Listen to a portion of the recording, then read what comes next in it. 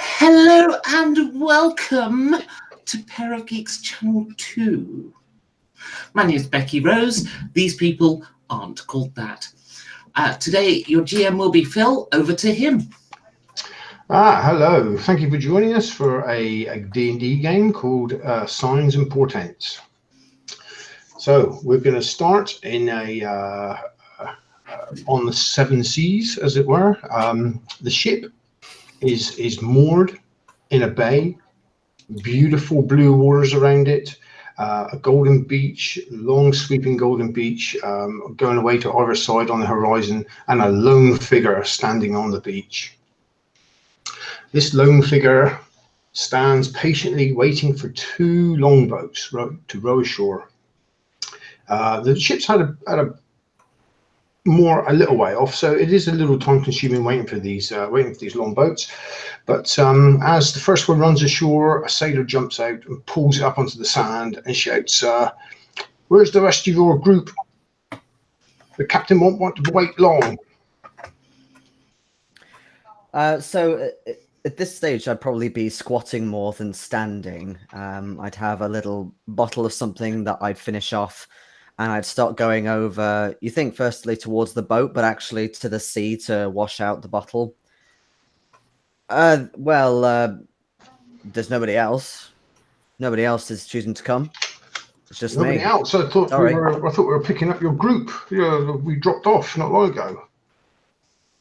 I sort of look behind me a little bit vacantly and go, "Nope." Oh, after he sort of turns around and waves to the second longboat. "Oh, turn back, turn back." So they sort of like in the choppy bit of the surf, they just start turning, and it's a little bit precarious for a start, but they manage to turn the boat and start hauling the way back out to the main ship. And he says, "Well, you better jump aboard. We better make it into Radcliffe this time in 2 days." So I'm shaking up the bottle just to wash it out, pour it in lovely fresh water. Get onto the boat. When I get closer, you see I've actually got quite large hands for a human. And a bit more of a stocky appearance, slightly shorter than average. Oh, can you get in the boat okay, or do you have to give your hand in? Oh, not that stocky. Yeah, I get in fine. But it's just something that you notice. It's slightly like unnaturally large hands for a human. Okay, you sit in the prow of the boat, and he managed to heave it back off the beach as the rest of the sailors are sort of back rowing, and he jumps in, and you're probably about another 15-20 minutes before you reach the boat. And as it pulls up alongside the ship, they sort of like haul their oars up, and next to a rope ladder, and this big guy comes over. I mean, he's huge. He's really thick-limbed, he's quite craggy face, no hair. Leans over and he says, "You better come aboard. Hurry up. We're leaving." I said, "Aye, Captain," says one of the crewmen. "We'll get the boat stowed as quickly as possible." So you're welcomed up. He stands back to let you on board. As I'm going up, I'm doing this like a little gangplank or maybe a ladder or something like that. I'm sort of fascinated by the hull of the ship, and I'm sort of looking down at the water. And as you come up onto the deck, then he goes, "What's wrong with the ship? What you looking at it like that for?" I don't know if there's anything wrong with it. I've just never been anywhere near the sea. Ah, right. He holds his hand out. "I'm Captain Amble," he says. "Welcome aboard." Oh, a captain. Yes. You're in charge then. Fine. "We're in charge, yeah. Well, this is my boat. We're on our way into Radcliffe. There's only 2 other passengers. The rest is cargo. So that's them over there. There's a human guy and that cat person." Oh, never seen one of them before either. No, I don't think many people have. Never even heard of one. Where's it from? I've no idea. Oh, sorry. Jay's actually playing an elf. Sorry, I slipped up there. It's all right. No, So you'll be sharing with the elf if that's okay. Oh, well, never met an elf before either, but... Well, we don't have many cabins on the ship, so... Oh, no, it's fine, it's fine. I'm sure can't be that bad. Well, unless you want to share with the cat. Yeah, I'm happy with that, yeah. So he leaves and goes, Valen, come here and meet your cabin mate.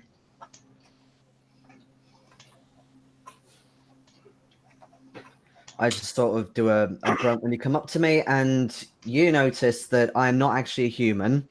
I definitely have traits of a dwarf, but not quite like a regular dwarf. okay. Well, I'll just come up and say, well, you're going to be sharing the cabin together. I'm Valen. Enjoy your trip. Rorik of the Craycast clan. Okay. Well, yeah, I'm sure they'll show you where the cabin is. Yeah, well, you can take your kit down later on, but this is the cat. She won't tell us her name. I'm curled up on some rope at the moment. It's almost like I'm sleeping on my own legs. There's no fur that you can see. I'm covered in like a thin black cloth that's then secured in place by small items of not very valuable jewelry. And the face is covered with a solid metal face mask so that you can't see any kind of expression. You just sort of see the eyeballs behind the little eyelets. And that's it. Absolutely everything is covered apart from the claws. So, Jason, he sort of grabs your shoulder and he sort of turns you away and he walks up the deck and he says, to be honest, I'll be glad when we get off the ship. It's unsettling the men. Well, look, you've got foodstuffs, right? You've got drink. Yeah, we got drink, yeah. But, yeah, well, you know, they're a funny lot, sailors. Very superstitious. Well, look, just drink a bit. Time will pass by in no time. And then right above your head, you hear a big rustling noise and boom, the sail comes down. Ah! Actually, and like, it and the scared ship me. sort And of I'm kind of like, just didn't expect anything to come down up there. I thought it was going to drop onto me. Oh, no, you'll be all right. It's we're getting underway now, so I'm gonna have to go up and just plot the course. You, Do you need me to make do yourself anything? at home. Do I need to pull any ropes or? No, you're a passenger on this trip, so you just sit back and enjoy it. We should have some good weather on the way into Radcliffe, so we should be there in a couple of days now. Oh, thank you. I'm not used to relaxing. You know, in my clan, everyone puts their bit in if something needs to be done. So, thank you. Well, if we do come across any raiders that try to board us, you might be called upon, but apart from that, yeah, you've got a couple easy days. Good. And he'll stomp off. And this guy, as he turns his back, he's got a really broad back. He's more like a short Goliath than anything. He's really stocky and well built. And he goes up onto the what do you call it now? Up where the wheel is, and starts pointing directions and stuff to the guy steering the ship. In that case, I sit Becky's in the gonna tell crate. you what it is now. Start eating a bit of rations already. Yeah. So the next 2 days goes pretty uneventfully. It's a pretty nice, smooth trip into the port, and you can see the land sort of grow in size in front of you as you approach. And basically, it's just lounging around on deck in fairly good weather with reasonably decent food and drink.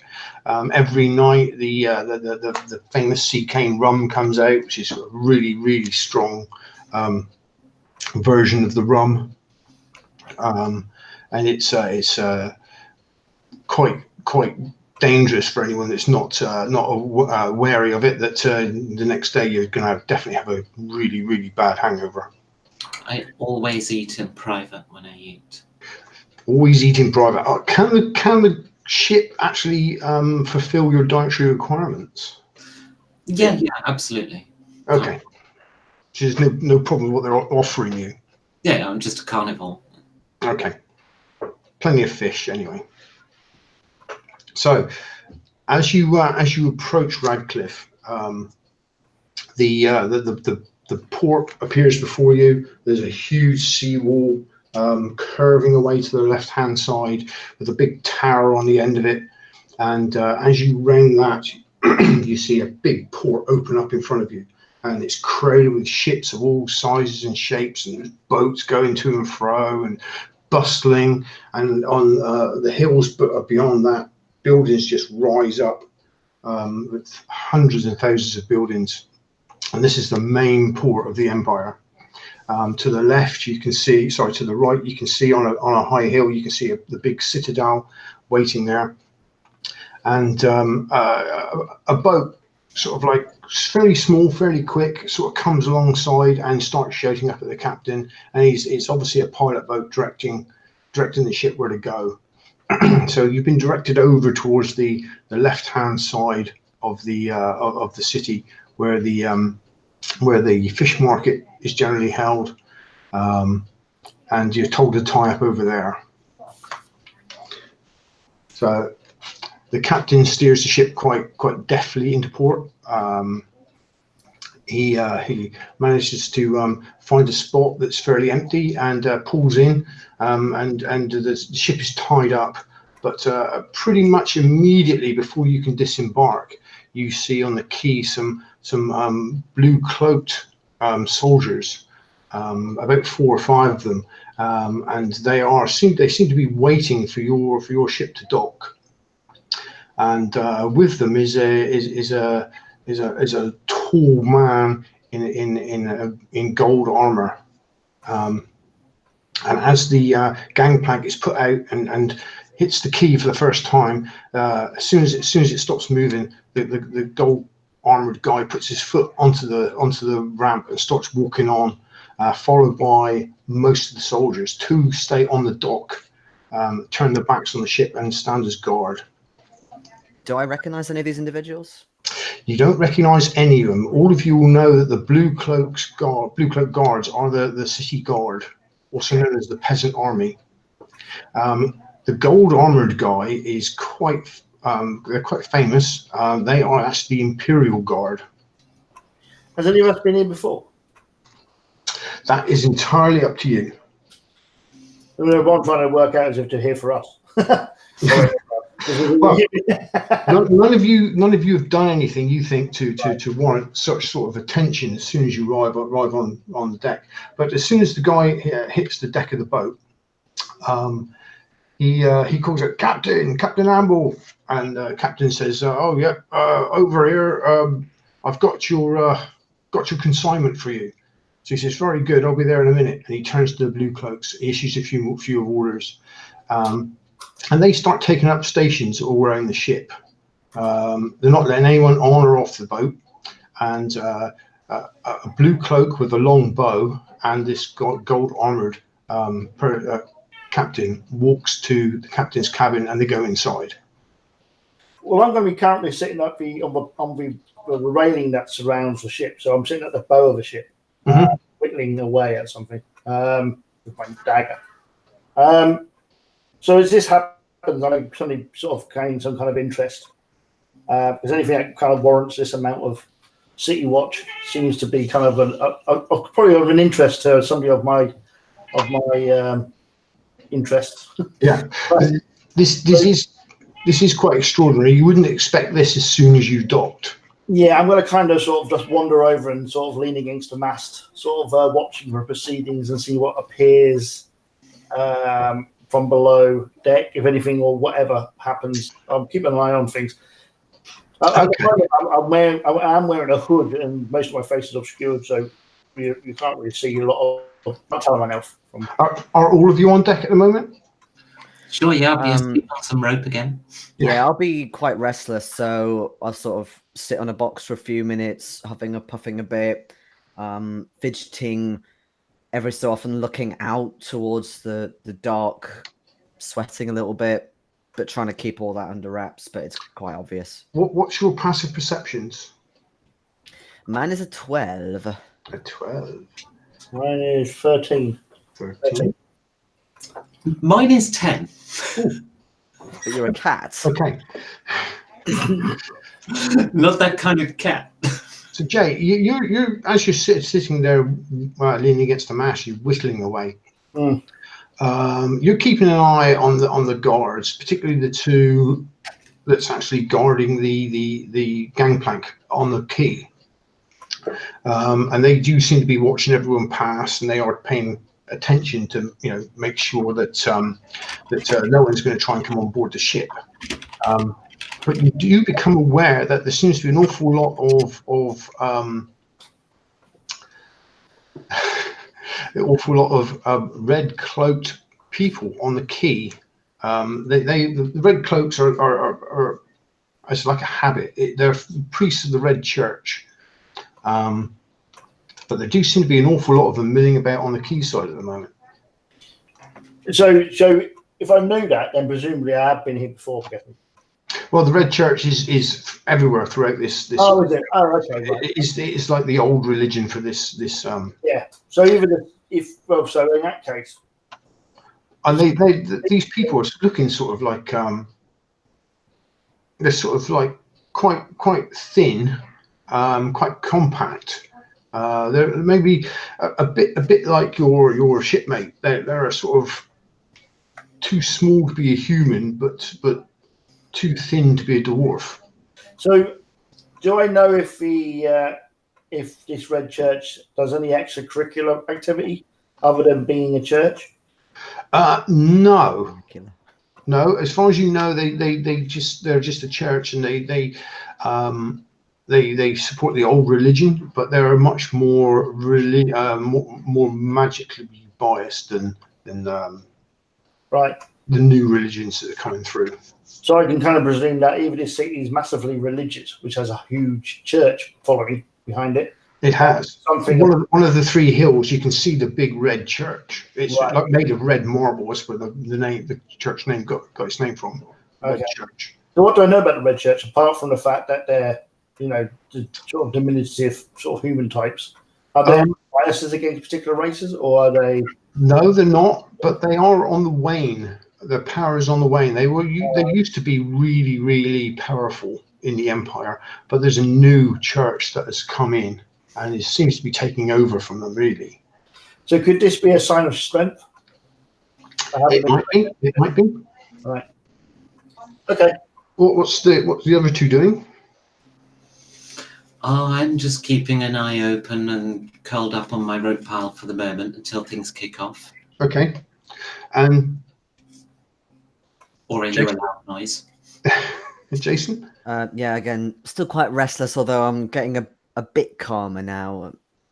Just kind of keeping fiddling. This you become aware that there's a boat actually coming up alongside quite quickly in sort of an angle like that. It's going to come in, sweep past you. Its sail is up actually, and it's moving quite quickly, you would think, for being in a port, but if you don't know a lot about sailing. So do I think that it could possibly ram? You can see it's turning. You can see it's more than likely going to turn. It's going to pass, but quite close. Okay. I kind of become distracted and again fascinated at maneuvering through the water. So I go over to whatever side it is, the port side or what have you, and sort of lean over and look at it. Okay, and as you look over, all of a sudden, a couple, 3 grappling hooks whiz past your head, thump onto the deck, and pull tight against the gunnels. and the boat slews to a halt and bumps into the side of the ship. And more of these red cloaked people come up over the gunnels onto the deck. So the priest type. The priest types, yeah. From the boat. From the boat. Oh, no, that's interesting. Well, I'm going to sort of glance over at them then. See what this is. This is interesting. Okay. I draw my sword. They immediately set about attacking the sailors. Whoa, okay. Startled by the noise, I'm going to immediately start climbing a rope. Going up for a height. Okay. Okay, so what do you want to do? Anything at the moment? You're standing back out the way? Or? I'm gonna. Well, I'm not gonna be too aggressive. I'm not gonna start hacking them to bits, but I definitely want to try and break it up because to me, I know a bit about the church, but I find this kind of strange. They're just suddenly coming up and attacking. Okay. So I'll try and wrestle some apart. As you walk up to a sailor battling one of these red cloaks, you see a flash of steel, and the sailor go down and slash across his stomach. It's a bright red on the deck, and he falls to the floor. And the guy and this red cloak moves on to the next one. I'm gonna try and get in front of him and tell him to back off. Get away, priest! These sailors have done nothing. Okay, and he'll flash the dagger at you. Okay, I'm gonna try and because I'll have my sword in front of me like as a guard, so I'll try and block it. Okay. Okay, if you want to try and he'll make a stab at you. A stab. So Good friggin' luck. My AC is 18. That's pretty good. Okay. Okay. No, he missed that by a country mile. So yeah, you managed to just chink and deflect. Yeah, maybe try and deflect his offhand. I said back off. Okay, as you do that, and his hood falls down, and you can see it's not any sort of race that you recognise. It's almost like part human, part dog-like features. At that, I kind of exclaim something in Dwarvish, like. And it's and as the guards on the quay turn and start crossing the I forget what it's called now. The walkway between the quay and the boat. Gangplank. Yeah. The priests on the red cloaks on the quay attack them as their backs are turned, and they pretty quickly are subdued from behind and fall into the water. And the police are now coming over from the quay as well.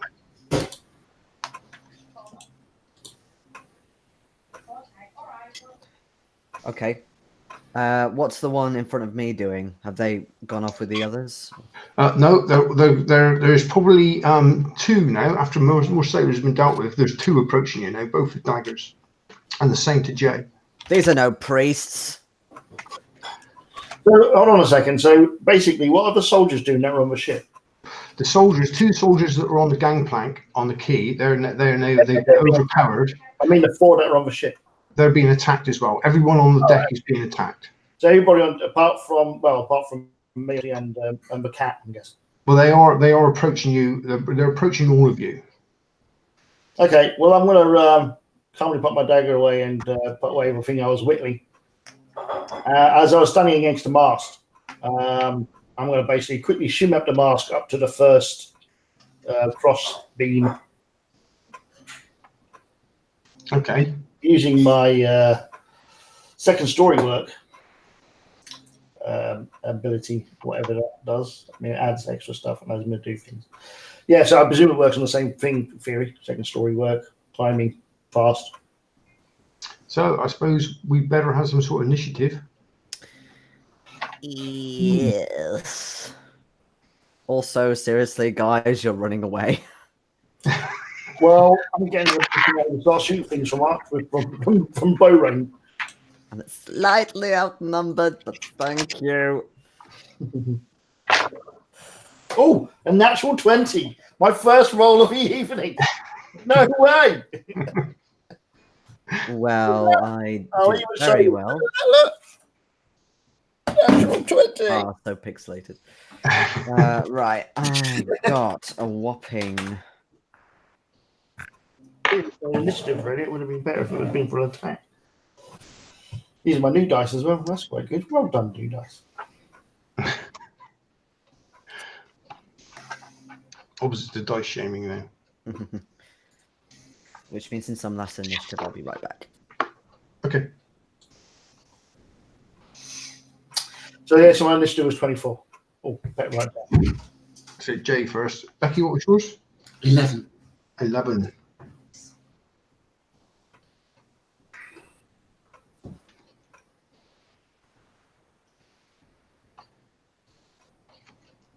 So what was Jason's? Did he say? 6. It's all in the group chat panel. Oh, is it? Oh, you're right. It is. Okay. Okay, Jay. So what do you want to do? Like I said, I'm running up the mast to the crossbeam, first cross. You've got there. Oh, okay. And then I'm basically going to shoot something. Okay, give me a shoot roll, please. Okay, so I rolled my bow. So let's see if I roll natural 20 again. If I do, no, it's a 13. So 19 altogether. 19. Okay, yeah, you hit. One falls dead onto the deck, but more and more are being replacing him all the time. Okay, it's all right. I will pay. Becky. I reach around to the dark side, the unlit side of the mast, and pull the shadow out from it. It screams in pain and suffering as I yank the shadow off the edge of the mast. And I yank it out until it rips away and forms a blade in my hand. Now, you said people are approaching this mast we're on. Yes. Right. Is there any... How close are they? Maybe 5 feet now. Oh, in that case, 5 feet. They're all over the boat. To the base of the mast? Yes. Okay. So within 20 foot of myself. Oh, you're up that high. Okay, yeah. Well, I climbed the rope, presumably, to the mast. To the top, yeah. To the crow's nest. Well, not the crow's nest. That's like right at the top, the first level. So I'll be probably on the bottom of the sail, or where the sail would be. Yeah. Beam. So I throw this suffering shadow down at the assailant. And he's saying it's within 20 feet, so I have advantage on the throw, I believe. Or is it disadvantage if it's beyond that? Because you normally get 3 ranges, don't you, in 5e? Yeah, close, medium, and long, isn't it? Yeah, this just says range 20/60. I'm going to assume 60 is long range, and that's just one normal throw then. Let me have a look here. It's got something here. Actually, it is quite often just short and long. Oh, I'm thinking of... Cthulhu is short, medium, and long. I roll 19. 19. Well, that's a hit. So the suffering pierces the shoulder blade of the of the assailant, scoring 13 psychic damage. Okay, the thing falls screeching to the deck. I meow. Jason, they've left you on the deck, and there's 2 of these things approaching you. Well, I was the only one to get out alive of that place, so I'm quite used to being on my own at the moment. So I'm just gonna. Did you say there was now two approaching me? Yeah. Oh, great. One's dealt with his sailor as well, and there's 2 of them on you now. The one you originally. Okay, so what I'll do is I'll go for the one on my left, if the edge of the boat is on my right, to potentially kind of damage that one, throw it towards the other one, and potentially send them over. Okay. So yeah, I'll go for the left one.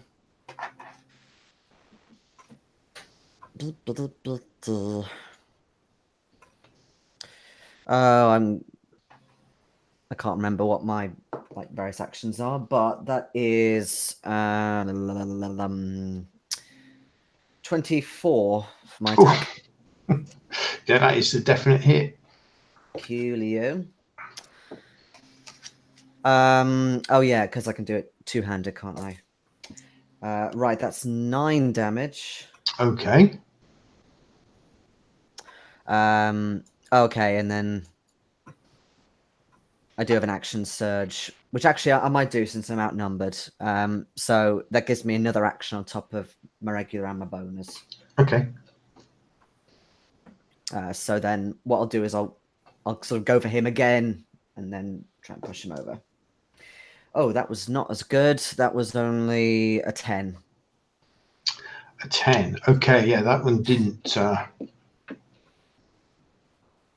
do very much, that one. Okay, so yeah, you've managed to take a few of them out, but as I say, more and more of these things are coming over the gunnels and onto the ship from the quay.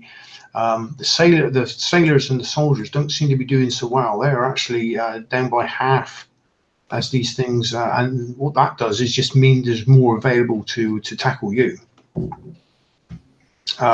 You hear the door of the cabin open, and the captain goes, "What's going on?" And he sees these people on his ship, and he starts actually laying into them, just battering these things with his hands left and right, and really, really hard, lifting them off the deck and into the water and back over onto the quay. And the 2 guards that went in with him come out. The gold armored guy has got a sword in his hand and starts slashing at these things. And he manages to drop a few of them, but the one with the bow is actually clutching a box and not actually fighting. He seems to be trying to get back to the quay with this box he's holding. Seems to be his main goal is to save this box more than anything. So the captain actually batters a few, and he's coming towards the mast, thrashing from side to side, throwing these things all over the place, picking them up and smashing them together. But one of these people in the red cloaks managed to stab him into his shoulder with a knife and rip down, and you can see the cut rip through his clothes and down his arm, and you can see the wound open, but there's no blood. And almost immediately, this wound starts to knit up again. The gold cloak is cutting down. He cuts 3 down, just slashing left and right with his sword. But Jay, what's your next move? Okay, so how close is my cabin? Your cabin? If you're up on the... Oh, no, I haven't finished yet. My cabin buddy. How close is he to where the mast is? I mean, if I moved across the crossbeam, will I get to him, or is he in a different location? Are you underneath the mast, Jason, or are you not? Underneath the... No, you're in the bottom. Sure, as long as I'm close to the edge, because that's where I was looking down at the boat. You could be, because they had overhang the side of the boat. Yeah. Well, my plan is basically I want to run along the mast of the crossbeam that I'm on. I'm going to acrobatically jump off the crossbeam and land behind one of the guys that is attacking my cabin buddy, whose name I forgot, and basically stab him in the back. Okay. So I'll do an acrobatics maneuver for that. You're going to do an acrobatics roll. Right, acrobatics roll. Oh, for fuck's sake. We got a 1. I have a 2, actually. You got a 2. Okay. Roll is an 8. Okay, so the crossbeam is a little bit slippery than you were first intended, and you actually fall, but you manage to catch yourself before you actually fall off the crossbeam. But you are hanging by your hands like this now. Right, well, bugger. Also, get down from there and help me. Still, they can't reach you. You're still too far away from them to actually reach you. Yeah, I'm not going to drop from the crossbeam. I'm sure it'll be a bit, I'll climb back up on the crossbeam then. Okay. Okay, Becky, what do you want to do? Heroic attempt to. So, how many on the short human, and how far away is it again? The short human, the captain. No, me. Jason. Oh, Jason, sorry. Yeah, there's going to be 3 on him now. Okay, and how far is he from me? Maybe, let me see, if you're there, it's going to be 20 or 30 feet. 30 feet. 30 feet. Yes. Okay. I do need to move closer then. So I would like to move 10 foot closer. Can I position myself such that I'm still up high, but within 20 feet? Yeah, if you did what Jay was going to do and move along the crossbeam, you could be 20 feet above him directly. Okay. To that extent, obviously, I have feline agility, so I have a climb speed of 20 feet. Am I going to need to make the acrobatics roll to do that? You only want to move 10 feet, don't you? No, go on then. Okay. Yeah. All right, so I move with my claws digging into the mast. I shimmy along. And then I begin to throw, and as I begin to throw, there's literally nothing in my hands. But as I release, the shadow that I threw into the other poor unfortunate soul dissipates from that body and reappears in my hand just as I fling it, and this suffering shadow hurls its way towards the one of Jason's assailants. So what's your character name, Dave? Rorik. Rorik. And rolls a 20 unnatural. Wow. Thank you. And max damage 16. And another one goes screaming to the deck. So this thing, what does this thing do? It gives you psychic damage, you say? It's psychic damage, yeah. I'm casting Shadow Blade. Okay. Yeah, these things, as it falls to the deck underneath this black shadow blade. Jason, you've got 2 in front of you now, thanks to the help from above. I briefly look up in surprise and shock. I've seen some magic before, but not anything like that. In which case I feel, yeah, now's my chance. So I'm gonna, attempt to go for one of them, sort of charge into him a bit, push him back. Okay. And I'll use my sword one-handed with that. That is a 21. Oh, yep, that's good. But I get less damage with that, but it's not too bad. So I do 5 damage to him. 5. Okay, yeah. So you've wounded him. He grasps his side, but he's still standing. And he actually gets to make an attack on you. Yeah. With a 14, so that was a miss. Indeed. I have my shield. So I probably bashed him with the shield, come to think of it. Oh, shield bash, yeah. Okay. Well, the shield has to go somewhere. So you hear from behind you, behind your personal fight, you hear a cry, and you 3 of you can get a quick glance where the captain is sort of like disappearing under loads and loads of these things. They're just piling all over him. You can hardly see him anymore, and he's still managing to pull a couple off, but there's just loads of them on him. The gold armored guy is swinging with this sword and cutting some down, but they are tending to stand back from him now. The blue cloak that was clutching the box is fighting with one. He's trying to take the box away from him, so he's like that. He's holding onto the box. Something pulling, and one of these red cloaks come up behind him with a dagger and stabs him into his shoulder, just up here by his neck. And he goes, "Ah!" and lets go of the box. With a cry, this thing grabs the box and runs for the gangplank. Would I be able to potentially lob my hand axe at it? You can try, yes. In a desperate sort of...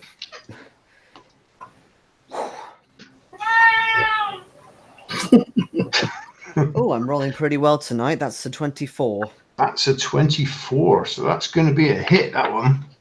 Well, I hope so, seriously. Yes. Oh, max damage as well. That's 10 damage. Yeah, so you managed to catch this one somewhere pretty important.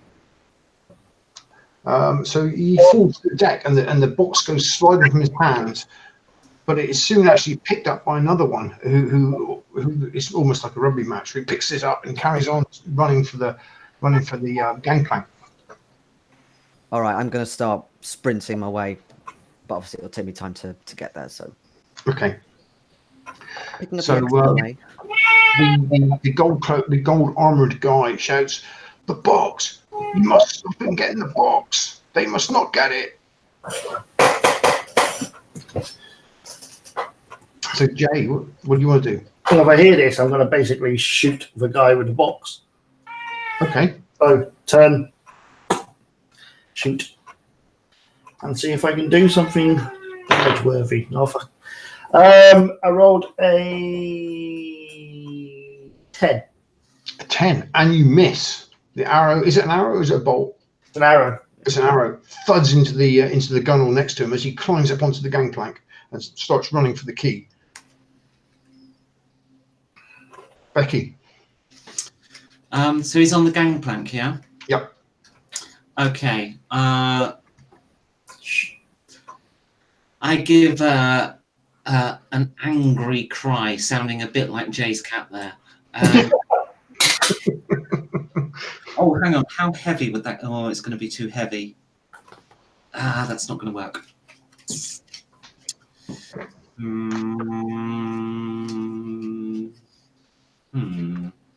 Ooh, but that might. And it's a cantrip, so I don't even have to break concentration. Okay. Sweet. I pull out a. I reach in between the seams of my clothing and pull out a flea, and I fling it in that direction, even though I'm far too far for it to have. Oh, hang on. Range, yes, but within 30 foot, would you say?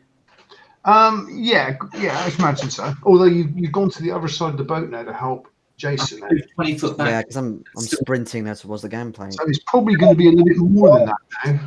I can move 20 foot under feline agility whilst climbing without, it's just a conventional.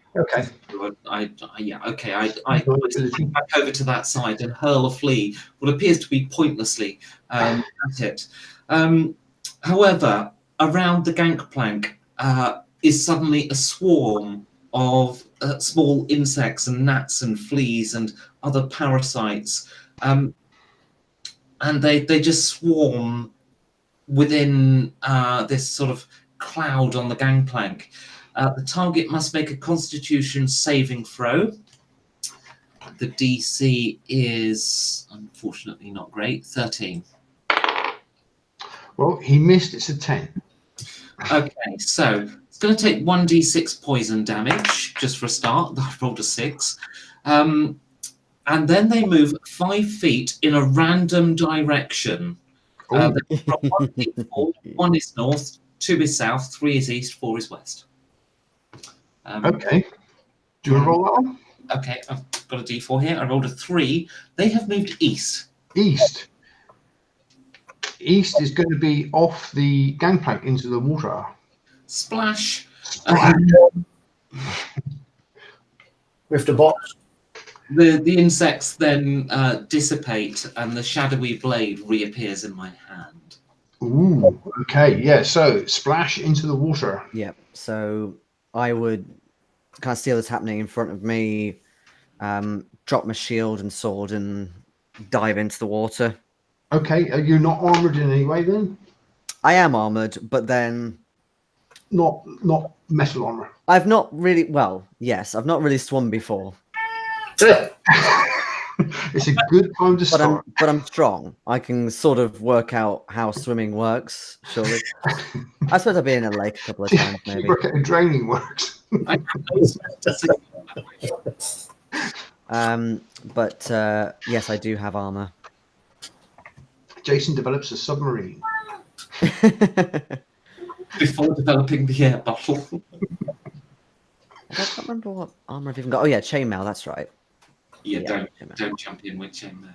That's not a good idea. You can swim, I reckon, in a chainmail tunic, but oh my god, that is just gonna wear you out in seconds. Well, Just- he does. He's jumped in. Okay. Okay. He's jumped in. Splosh, straight down. So as you struggle back to the water, back to the surface, and coughing and spluttering a bit, the harbour isn't the best water, cleanest water around. Ugh. Yeah, this thing is splashing off towards the city in the water. It's sort of swimming with what's like one arm clutched to itself. I don't really. My hands are kind of full, but I think I'll just leave it. I hold the box back onto the key if I can. No, it's got Climb a box with it.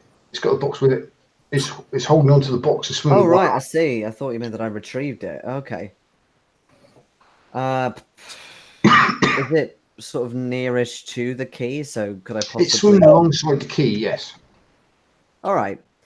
In that case, I'll get back up and maybe try and ambush it.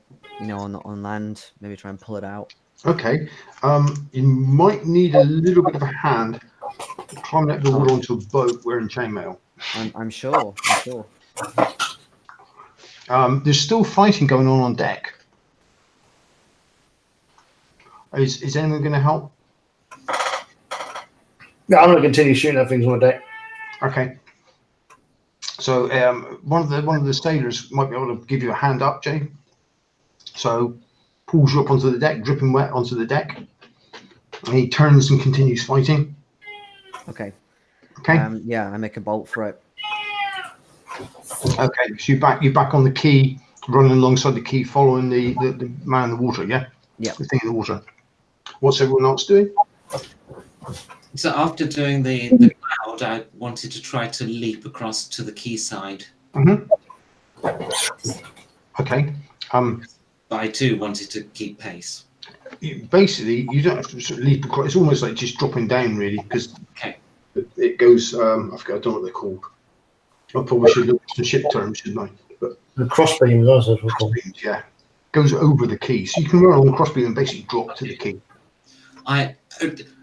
You're expecting maybe like a cat to leap, but actually I kind of drop down, so I'm holding myself and then release. It's not as far. And then I run along the pontoon and to catch up with this dog creature. Okay. So you're on the quay. Jason is pretty close with you there. So, Jay, what are you doing? You're throwing all these things on the deck, are you? Yeah, I'm going to keep on shooting at whoever. Okay. So, if you could roll me another hit, please. Or 20. 20 again. I didn't need it. Yeah, that's 20. You managed to drop another one. Right. Okay. You see this thing, Jason and Becky, crawling out of the water up a ladder onto the quay, and it sort of like stops and rests in a red lump in its cloak on the quayside for a second. The twit looks up and realizes you're chasing it. It's certainly not. Sorry? How far away? You're probably going to be 10, 15 feet away. Okay. I'm going to try and do a running sort of tackle at it and pin it, keep it pinned down. Okay, yeah, you can try that. But as soon as it realizes you're after it tries to get up and run again. Yeah, hence why I'm going for it, to make sure it doesn't get up. So yeah, do you want to roll for a dexterity for tackling? Yeah, sure. I've got athletics as well. Athletics, sorry, yes, sorry. Oh, but I rolled terribly. That is an 8. That is an 8. Oh, that's not so good. Okay, so yeah, you managed to get more cloak than you do thing inside of it, I'm afraid. And it's soon pulling away from you. You've got maybe one hand on the cloak, but it's pulling away from you. was my intention to use feline agility to do a burst of speed, so I double speed and I just go up to it and run it through with this shadow blade. Okay.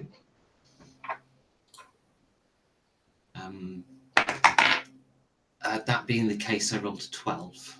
A 12. Okay, yeah, you do manage to get to it, and that's 12 was the attack roll, was it? Mm-hmm. Okay, you did hit it. Okay.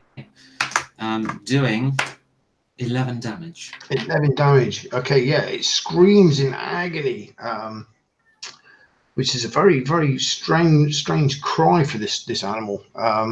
It sounds not like a dog, not like a human, but a real cross of the two. This is really quite loud and ear piercing. It managed to just slash out with one hand, and you do notice it is clawed.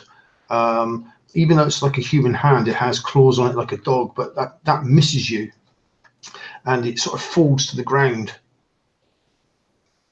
I pick up the box with the shadow blade, just digging it and in. I don't like dogs. I'm panting a little bit and looking at the cat and say, "Can you manage that thing? Looks quite heavy." What, the box? Yes, the box. It is quite a bit of weight, the box. It has got a fair heft to it. There's something quite meaty inside of it. Once this dog is definitely dead, the shadow that I'm holding dissipates and fades away. And then, if anyone was observing, the backside of the mast where I took the shadow from reforms back into shadow.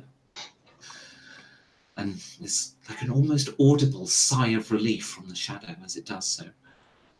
And then I yank this box up. There you have it.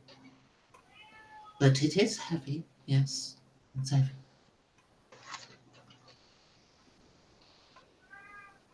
And it's mine. Well, no, it's not yours. It belongs to them up there.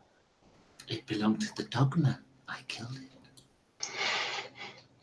it. No, it's theirs. It's none of your business what's in that box. I earned it. I'm going to open it. I open the box, unless it's locked. The box is locked. See, none of your business. That's why it's locked.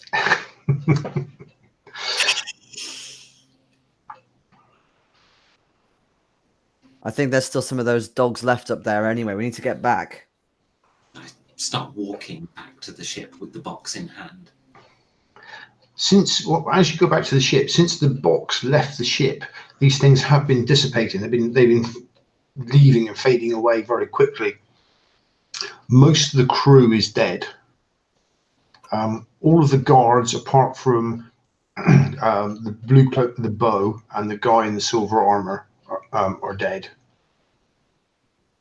And the ship is just piled high with bodies of these red cloaks, as well as the crew. No one else on the quay came to help. Everyone stayed out of it. The captain is pretty wounded. He's got cuts all over his body, quite bad, deep cuts, but none of them are bleeding.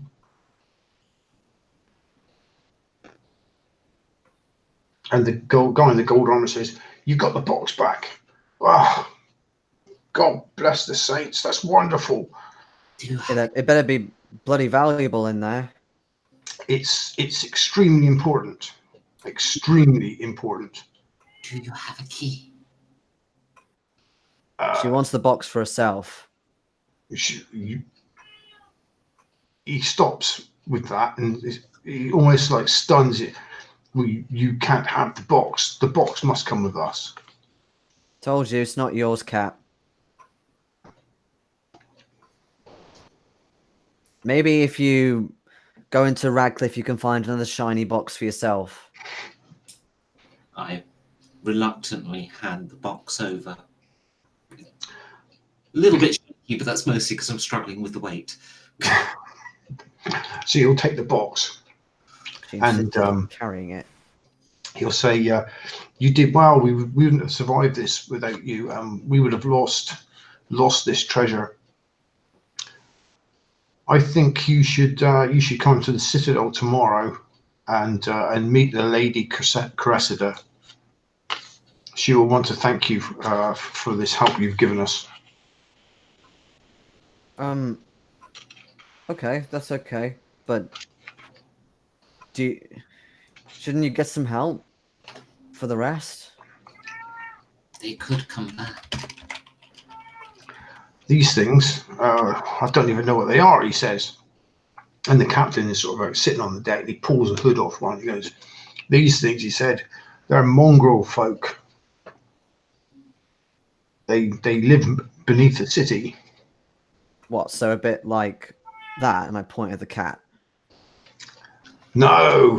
These are a perversion of the good races, the peoples of the world. He says they're made by magic. And With that, I'm actually going to go quite close to the captain, a little bit into his personal space, and I'm going to sniff him because I want to know if he's human or if he's got the scent of dog on him.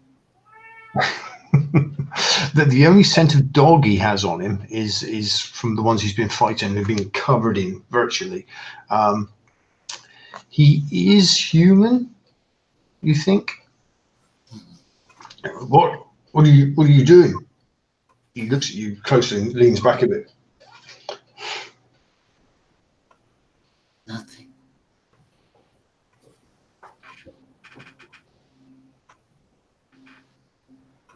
"I'm never going to have a cat on the boat again," he says.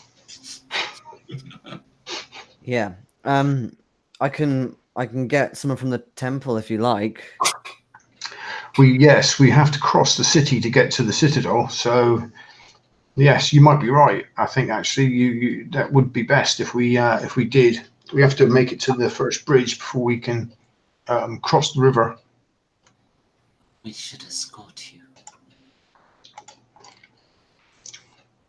Yes, that'll be good. Thank you. If we can make it from the harbour, probably if you go through the market, if we take River Street to the Irby Reach, which is the first bridge across the river, we should almost be at the foot of the Citadel then. I'm going to retrieve my arrows. Okay, yeah, you can retrieve some arrows. And I'll saunter over to the rest of the group and see what everybody's discussing. They need protection. Yes, they do. What does that pay? I can't promise anything now. He says you'll have to see the Lady Cressida when you reach the Citadel. That's a bit rich considering you were stuck up the mast. Yeah, I'm a passenger on a ship, not a city guard. No, but we almost died. There were loads of them. I didn't almost die. I was stuck up a mast. Yeah, because you're a coward. Healthy. And I'm kind of leaning up. I don't know how tall you are, but I'm kind of leaning up, kind of puffing my chest out a bit towards you. Like it or not, they need our protection. I'll just smirk as you puff your chest up towards me. Okay, like I said, I'm not a city guard, but if it's right pay, I'll happily come along and. There'll be something in it for you, he said. You no need to worry about that. It cost me a pretty box. Exactly. I'll be able to find you another pretty box. I like boxes. I even know somebody in the city who might be able to get you one, Cat. Okay, so he says we better leave, and you actually pass through some pretty ramshackle buildings between where you are at the quay and this outside of the city wall. Passing through a small gate, you enter the city proper, and it opens out quickly into the fish market, which is a really bustling place to be. It's always full. It's always busy. There's ships docking and unloading cargo all day long, and this is really busy place. So you take a southeastern passage out of the fish market towards River Road. The streets are crowded. There's lots and lots of people. Did you say you actually wanted to go to the temple, Jason, or? Well, basically, I'm quite astonished that the survivors aren't more fazed by the fact that the majority of their men are dead, and I was going to attempt to get some help. But if they're more concerned about going to the temple, Oh, I'm not going to argue with the city guard. They want to get the box. All they seem to be worried about, all anyone seems to be worried about, is this box and getting it back to the citadel. Again, for someone so a little bit in shock from the attack on the boat. Yeah, it could be. But my character's quite shocked himself about this lack of loyalty. But again, he's not going to argue with the city guard if he's more concerned about a box. Well, I mean, if you wanted to ask the city guard are following orders from the Imperial captain. They've been seconded to this task. I'll probably quiz them a little bit and say, so what is so important about this box? We don't know. No one's told us. You've never opened the box? The box has just arrived. The box was fetched from abroad by the captain on that ship you just boarded. He brought it here. It's and apparently this royal lady, Lady Cressida, which is the emperor's stepmother, has come from the capital to fetch it. But they won't say what's in it. Just that it's really important.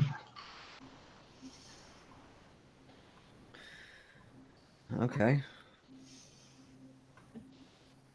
Is it quite an ornate box or quite basic looking? It's a fairly basic box. It's sort of wood, but there's some metal banding on the corners. Fairly sturdy looking lock. It's sort of maybe just under a foot wide. It's not square, it's rectangular and about that deep. Could be a small weapon, a dagger maybe. The only place you're going to find out where it is or what it is if we can get it to the citadel.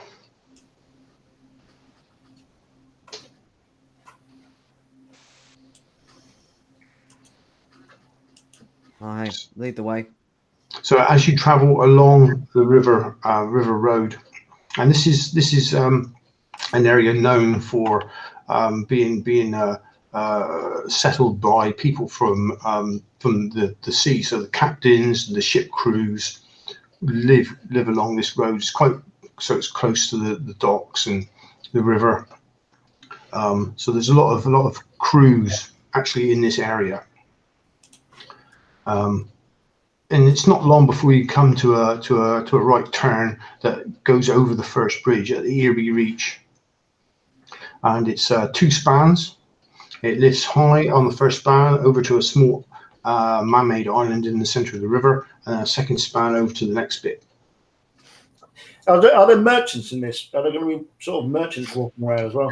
There's merchants all over the place. There's merchants all over the city. Well, I'm keeping my eye on for any likely purses that seem to be dangling at the right angle for a blade.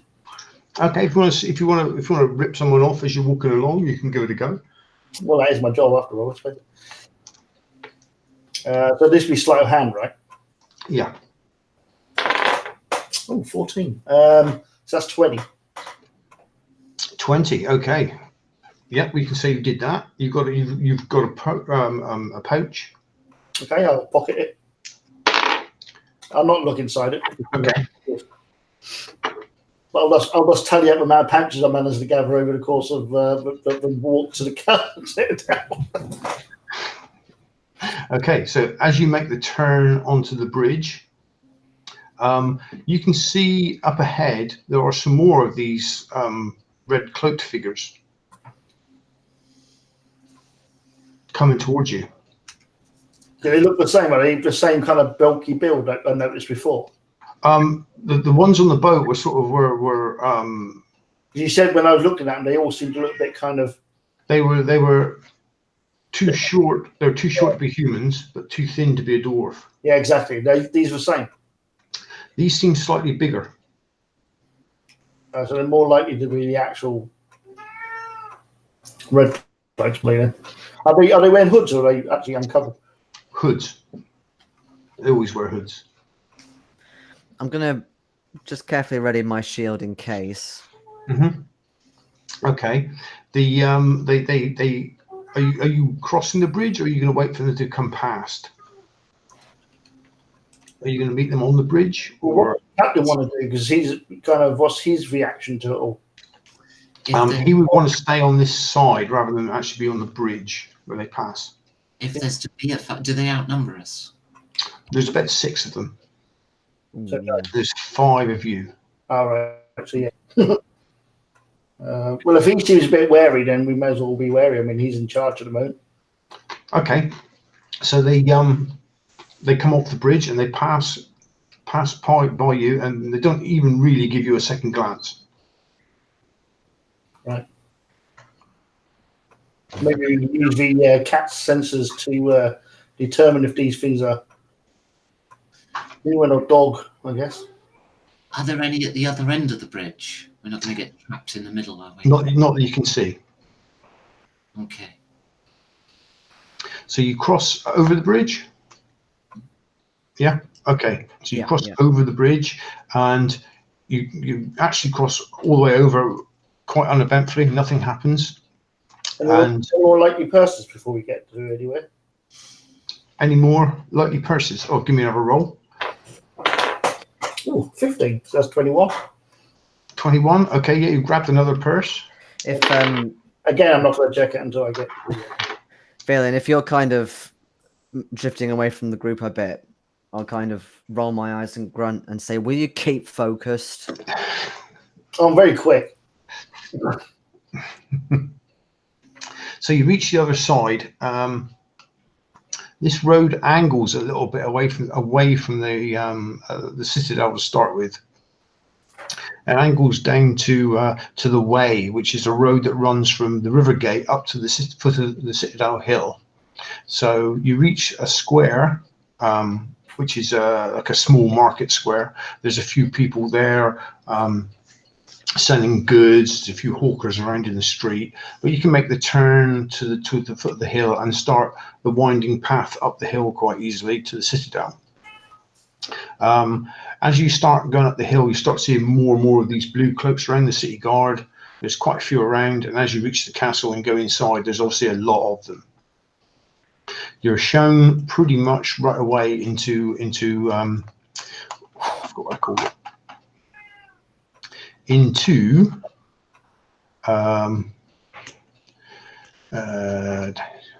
Please don't say the dungeon. not the dungeon. Surprise! Surprise! You got you all. No. Think. I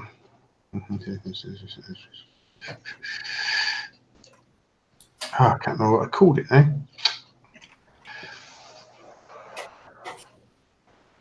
Okay, I'm going to call it Danya's Hall, which is the name of the general that first built the first fortress on this post. She was known as Danya the Conqueror, and the hall has been named in her honor. And as you go into the hall, you can see it's a pretty big multi-use hall, and it's been used for like banquets and things like this. But at this particular time, the Lady Cressida is here, and she's holding court while she's in the city. And she's sitting at the end on a small raised dais. And the captain of in the gold armor marches straight in and straight towards her. He stops about 20 feet away and bows deeply and says, My lady, we have retrieved it. And he holds the box out. He says, it was, we were attacked by mongrel folk, and the rest of the guard were killed. These people, and he gestures back at you, saved the day and the treasure. Then he sort of moves up and gives her the box, and she holds it on her lap, and she says to you, please come forward. My eyes are fixed on her.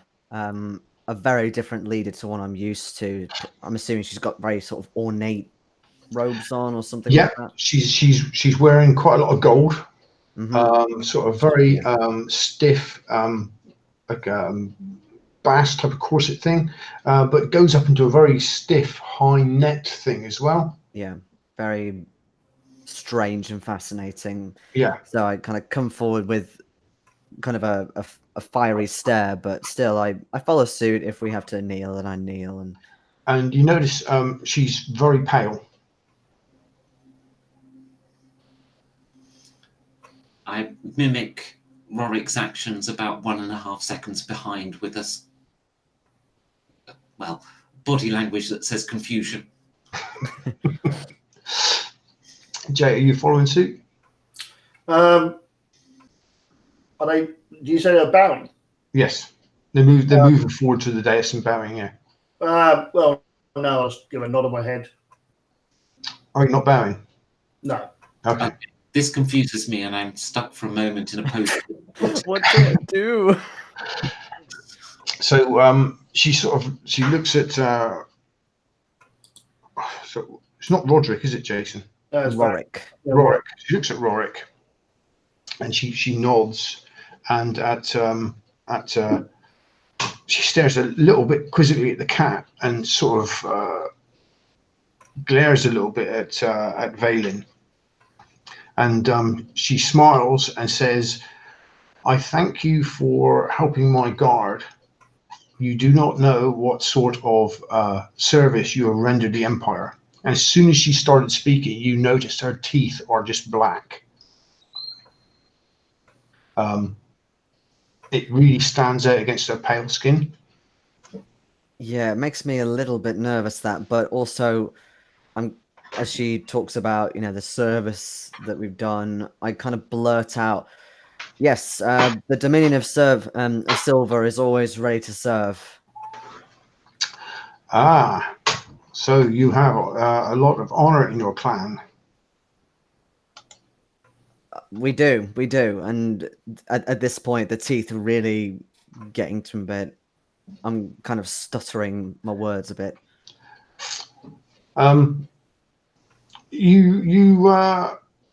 She stops and glances again at Jay's character, and the guard captain sort of moves back and sort of nudges you and says, "Bow, you fool, bow." I'll sort of look at her, and I'll look at her, and I'll say, and the promise of gold always is something that I would like to serve. Ah, you want rewarding, do you? The honor of serving the country is not enough for you. It's not my country. Ah, right. Okay. So I'm sure we can find I make a vocal groan at that. A reward suitable for you. On the other hand, she says, you who are willing to serve us, perhaps you could attend us in the great square tomorrow, she says. If that is your wish. Yes, Arms Square tomorrow, around midday, she says. I will issue your rewards then. Fear not, you will be looked kindly upon. I sort of nod my head again. Okay. And then sort of she stops sort of talking to you, and then turns and starts talking to another lady at her side, who bends down and starts listening. And you get a feeling that was a dismissal. Yeah, I wait a few seconds to make sure, okay, is it definitely dismissal? And then I slowly get up and I sort of usher to the cat, like, okay, we need to Yeah, Another way now. as you start ushering, I had sort of slowly started moving forward toward her, and then as you're sort of gesturing the other way, I'm like, Just gently, but as in yeah, kind of in a teaching way. I kind of startled, you know. Like, Okay, as you turn and start walking out, she says, and make sure you're prompt tomorrow at noon. We are leaving the city. Yes, my lady. And then she sort of just ignores you again. So you're free in the city until noon tomorrow. I'm not sure. Was I willing to serve, or am I getting a reward? Well, and I make sure I'm out of earshot. She's a very different ruler to the one I'm used to, but I wanted to sniff her, but it seemed time to leave. yes, people don't sniff each other in this town. Oh, I'm not surprised. It reeked on the way in. I can't get over that fish smell. Yeah, the town is very smelly. There's a lot of people that live here, and just the refuse smell is Fish terrible. isn't human. Fish, humans, all sorts of people live here, and this, yeah, the stench is quite bad. From the outside of a citadel that we're outside of, is there any indication of where the chambers where this woman will be staying are? She's probably staying actually in the big tower. There is a big tower in the center of the outside wall, the shield wall. There's a tower in the center, and there's like the building you was in. The hall is to one side of that. Right. Okay. Is the captain of the guard still with us? He stayed in the hall. Oh, and we were ushered out. Yes, but there are lots of blue cloaks around. No guest lodgings then. Not here, no. How very rude. We'll find somewhere. There's plenty of places. You can get a discount by playing games as well. Tournaments. Ever done any of those? I just need a box. I'll bring out a pack of cards and start flicking them around and doing all the card tricks with all my fingers when they're playing cards. And Typically, I knew you would do that. One of these guards in the blue cloaks go, "Oi, you three! What do you think you're doing?" Looking for a box. Just, we're taking the air in. Well, what are you doing inside the citadel? We were just speaking with Our Lady, I'll have you know. We had business with her. Oh, that's all right then. But if you're done, you're going to have to leave. We've got orders that no one should be left inside the citadel unguarded.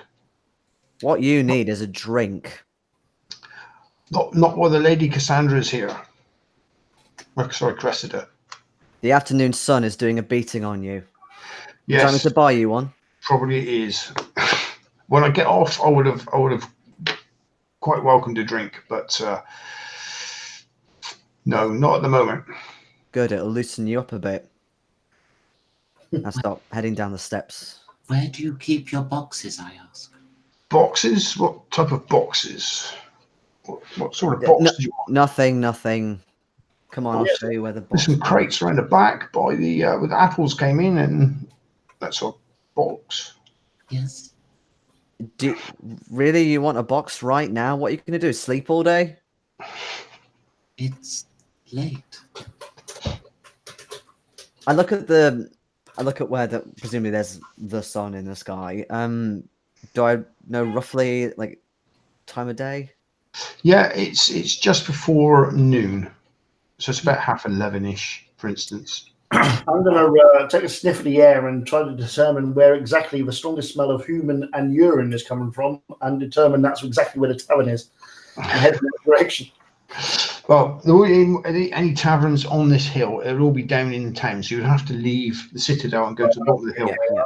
And the town is full of taverns. Oh, right, okay. The most rowdy ones are back over the river we've just come from. Right. This is more the side with the citadel is more ordered and generally safer than the far side. Hence wealthier. A lot of money, yeah. Right, good. That's neat to know. This is the side also, if you're interested, where the Duckfield's Yard can be found, which is a very famous area for smiths and weaponers. So, Valen, you can buy us all a drink with that coin you nabbed. Did you even see the coin I nabbed? I'm pretty good. I can guess. I'm not stupid. Well. Yeah, I'm going to basically open up the pouch and see how much coin I actually nabbed, to be honest. Okay, you nab 2 pouches. Mm. In one, there's about 160 silver. Ooh. He was a merchant, a very wealthy merchant. It was. And he was just off to make a big buy for his warehouse. Right. The other one is not quite so good, but you've probably got maybe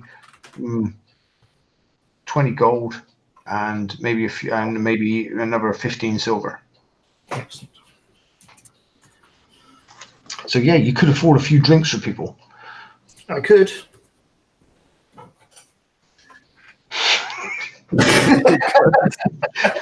But would you?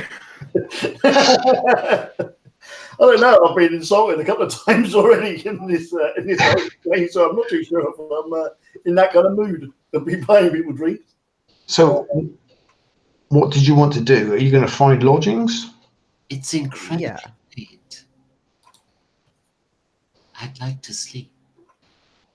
Right, you want to sleep. You're wanting. It's, Right, okay. It's almost full sunlight. Lodgings on this side of the river are going to be more expensive than the north side. I just need a box. Box. Litter tray. I'm going to see if there's any thieves' marks anywhere on any of the buildings, anything indicating a kind of guild. No, there's no thieves guild. All right. Nothing like that operating whatsoever in the city. No, there's no organised Oh, thieves thing. that's even better.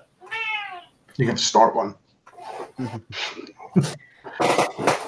I walk a bit further down, maybe towards a slightly, not so good tavern, but not too shabby. Yep, you can go in. There's a nice tavern there, and it's called the Bronze Flute.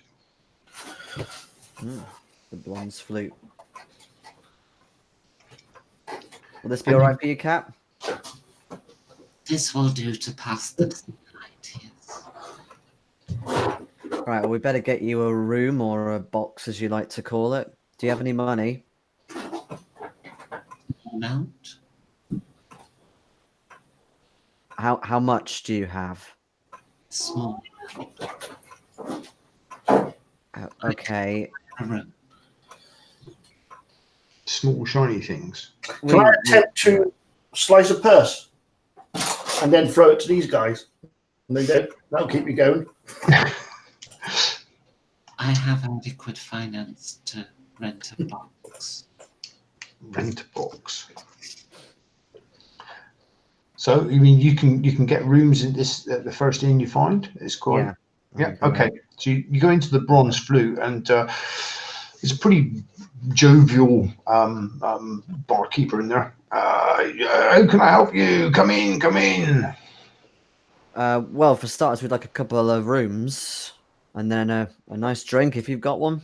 Certainly. We've got drinks, he says, and rooms. What sort of? How many rooms? 3, 2, 1.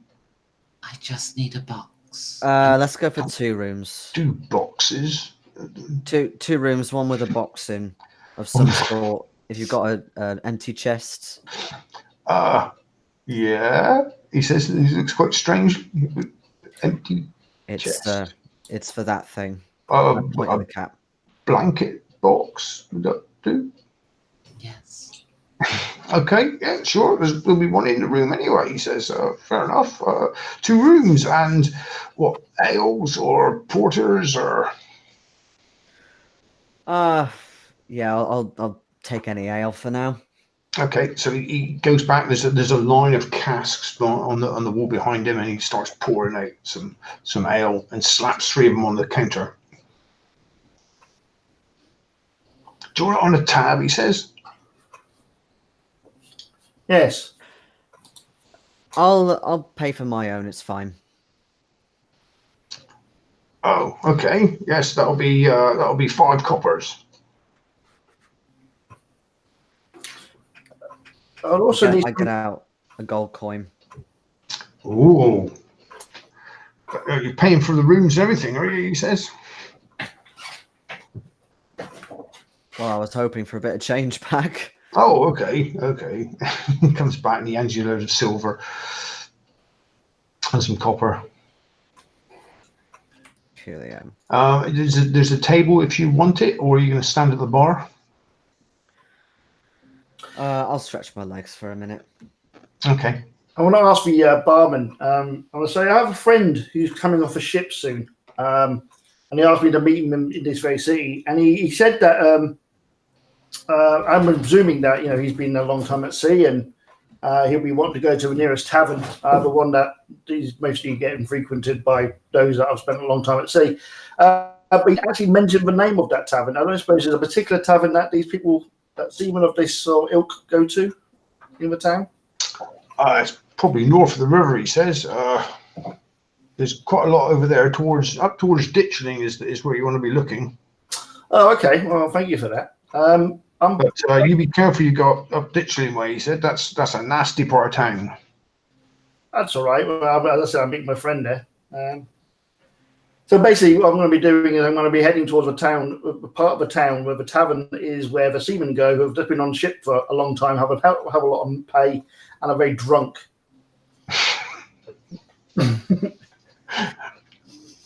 What, are you going to go this afternoon? Well, I'm going to go and basically win some money, really. That's my plan. Off some drunk people who don't know any better.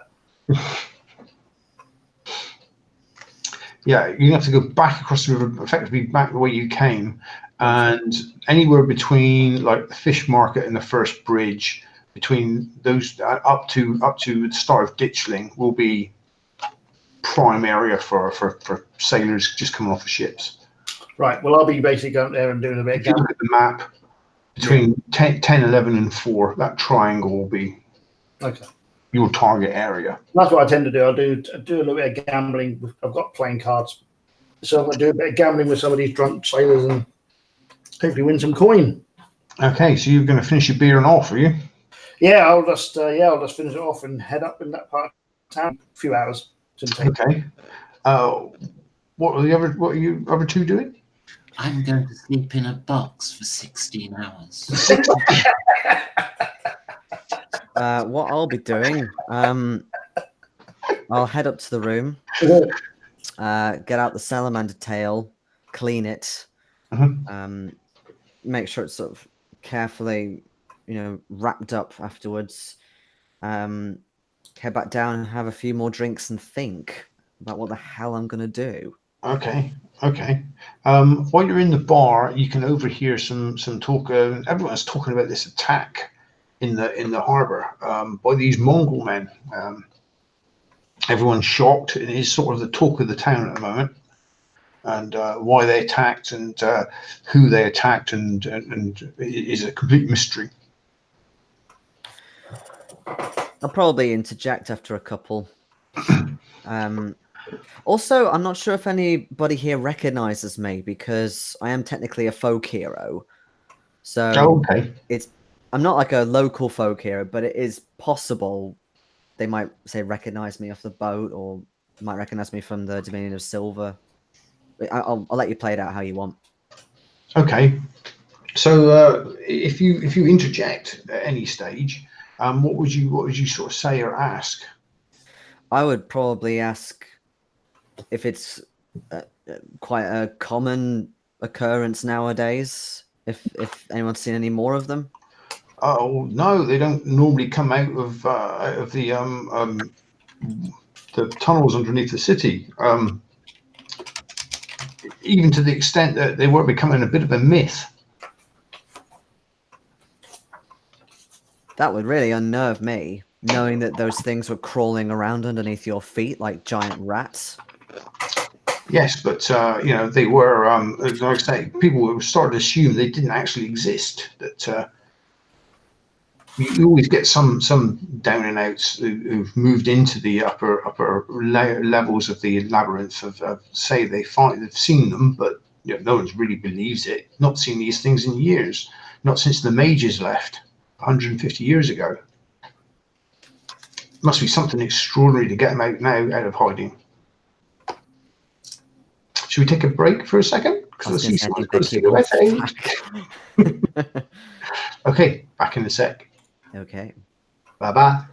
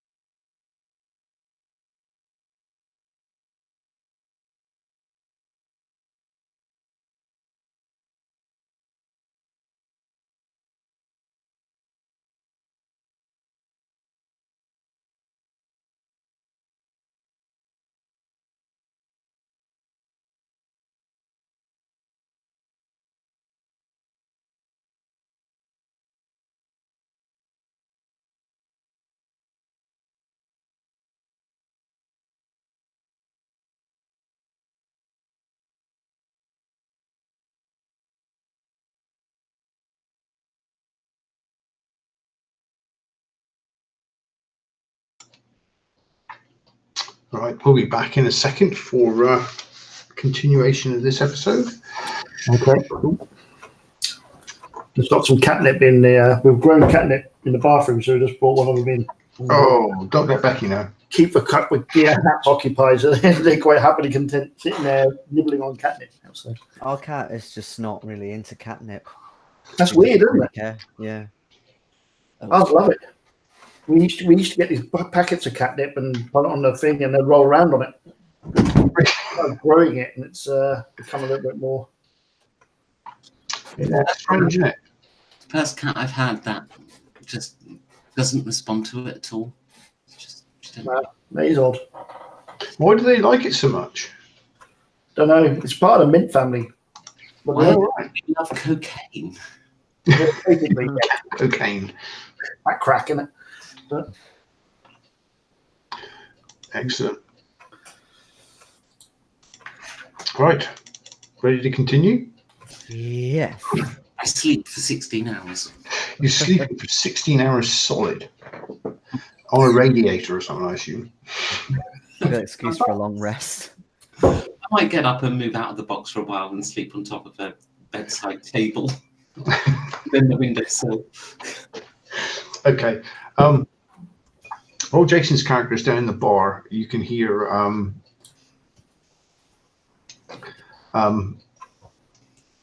people are generally talking about it, and they do seem quite surprised that this attack has happened, and shocked as well that these people have been wearing the cloaks of the priests of the Red Church.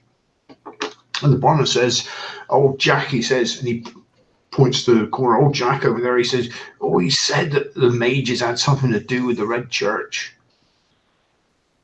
But I don't know if anyone can take a word that he says for truth, he says, but he always said that for years. Well, more than likely, these mongrels came out, attacked a few priests, nabbed their cloaks. Why they wanted this, and then I start realizing I shouldn't probably talk about the box. This What, you was there? You was there, was you? Well, yeah, I tried fighting them off. Oh wow! He's sort of really interested now. Tell us all about it. Sort of, there's a free drink slapped on the bar for you, and here he says, "Did I recognise you?" You might do. You might do. I come and go from this place. I'm one of the Dominion of Silver. Oh, one of them. Yeah, well, you're quite welcome then. Come and tell us all about it, he says. And the more you can make a story of it, the more free drinks there'll be. Keep the people entertained. They'll keep buying. So Yeah, he's using you almost as like free entertainment for the bar now. Rorik isn't great at taking compliments, at least to start with, but he does get into the story. So he tries to omit anything about the box, but he tells about his fancy lob of the axe smacking into one of the mongrels on the gangplank, about pushing off a couple more into the water. So he tried to protect the sailors. Do you mention anyone else?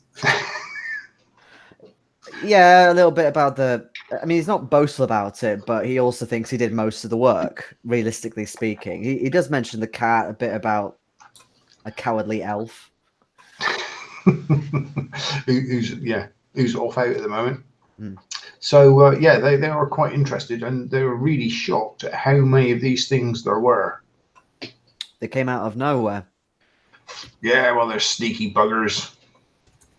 They say, can't trust them. All the stories are heard, they'll eat anything, they'll do anything. They're despicable creatures. The fact they started attacking everybody on the ship.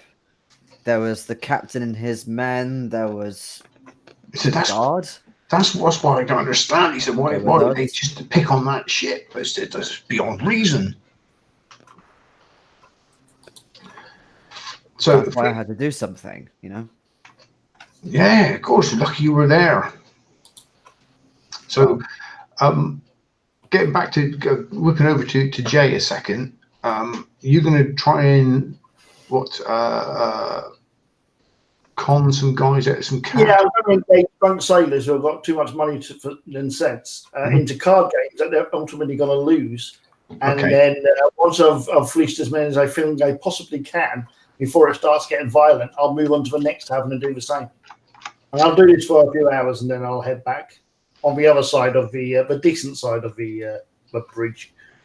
Okay, so if you can roll, I mean, how many do you think you'd have tried? How many do you think it takes you what? Half an hour half an hour to an hour for a game, I guess. So maybe 2 or 3 games. 2 or 3 games. Okay. I suppose. maybe in three different inns. Maybe. Yeah. So if you can roll something, we have 3 rolls and see how many games you're successful at.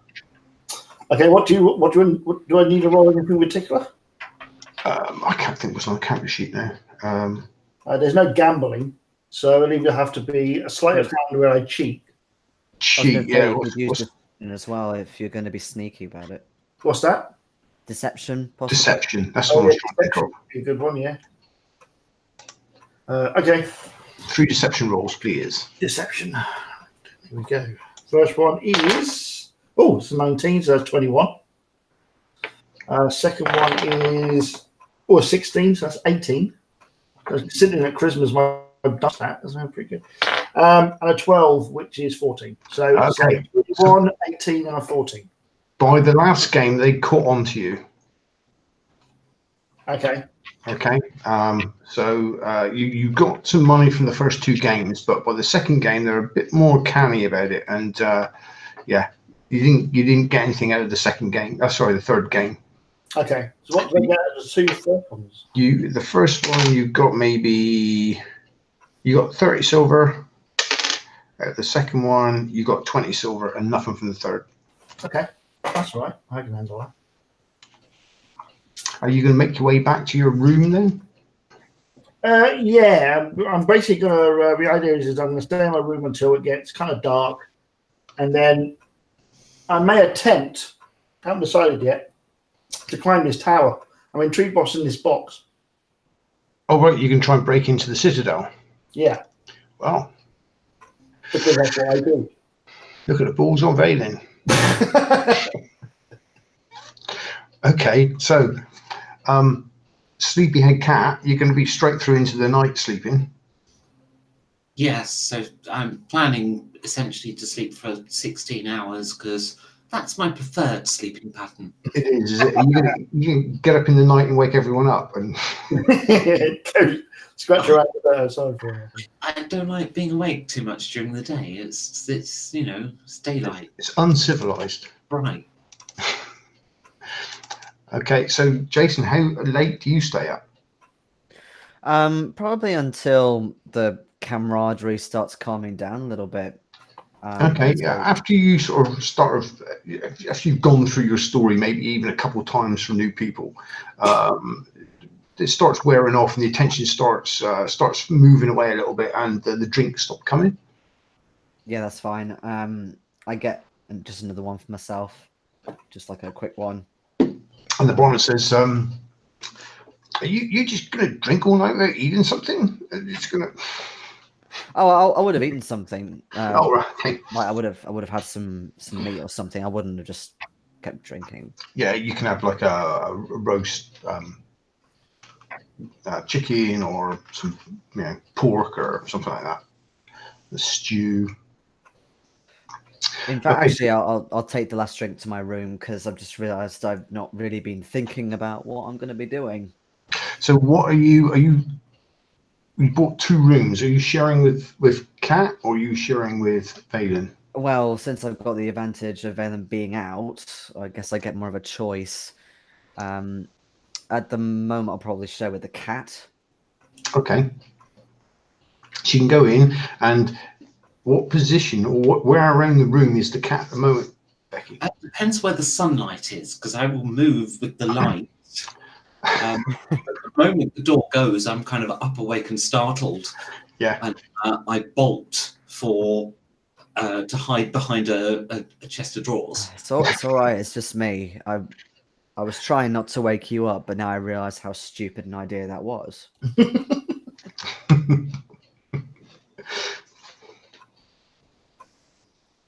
You're going to be in here? Well, yes, I was going to stay up for a bit longer and then go to sleep myself.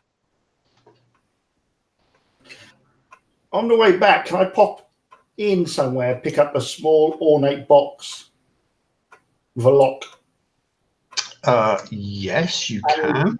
and a small bell? A bell. Wow. Yeah, I'm going to place the bell inside the box, then lock it. And then I'm going to throw away the key as I cross the bridge. Okay. Yeah, you can do that. I mean, there'd be plenty of places. How big a box? Just like Just, not too big. a jewelry box sort of size. Yeah, kind of, 6 inches by 4 inches or so. Yeah, you can do that easily. Yeah.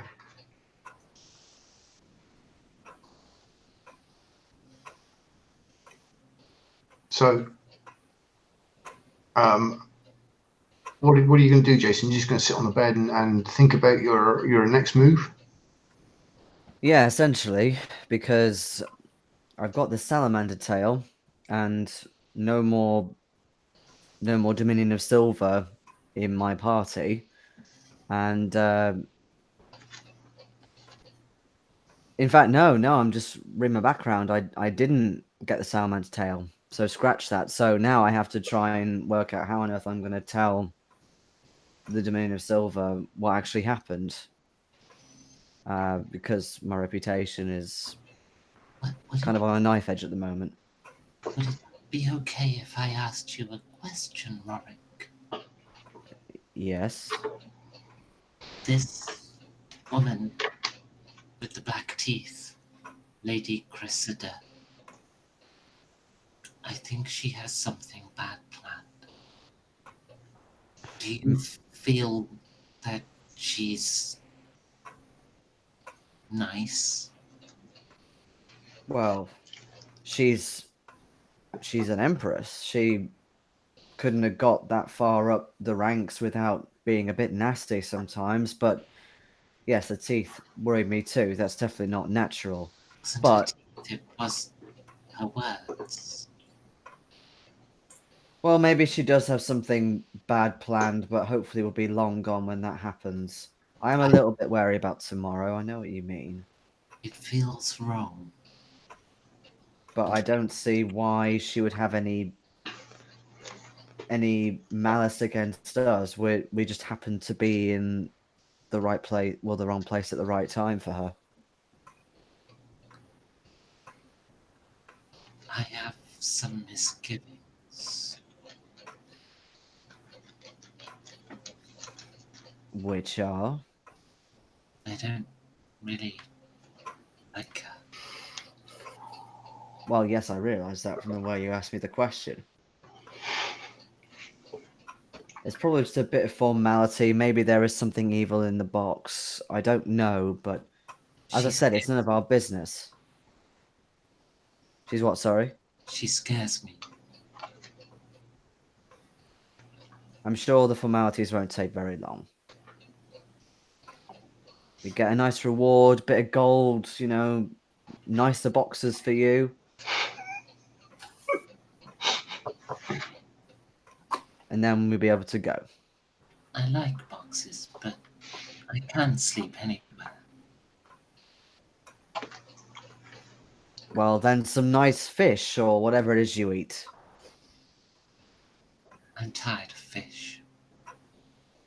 I'd like sausages in the morning, the evening, the night, when I wake up. Okay. Well, they definitely have meat here, so you'll be fine. So, Jay, when you get back, what are you going to do? Well, I basically go up to my room. So if I pass their room, I'm going to knock on their door and leave the box outside the door and then go into my room because I want to get some rest before nightfall. Okay. For the chest of drawers. So you leave the box outside our room? Yeah. I knock on the door as I walk past and then just go into my room. But I leave a small box outside your room. It starts as a gentle knock and it ends with a cat scurrying to the other side from hiding. You probably hear my door close as I go into my room next to yours. So I kind of listen at the door. Obviously, don't really hear anything apart from the door closing. I open it, see the box. Around. Box on the floor, yeah. It's a nicely ornate box, so it's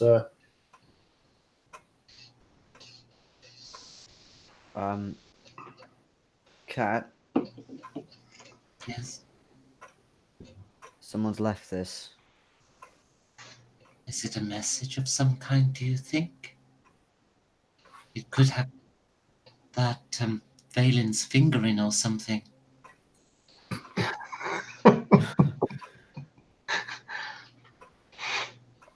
Well, I don't know, but it looks locked. Is there like a padlock, or is it just a lock? like a jewelry lock thing, yeah, I guess. There is a little lock on it.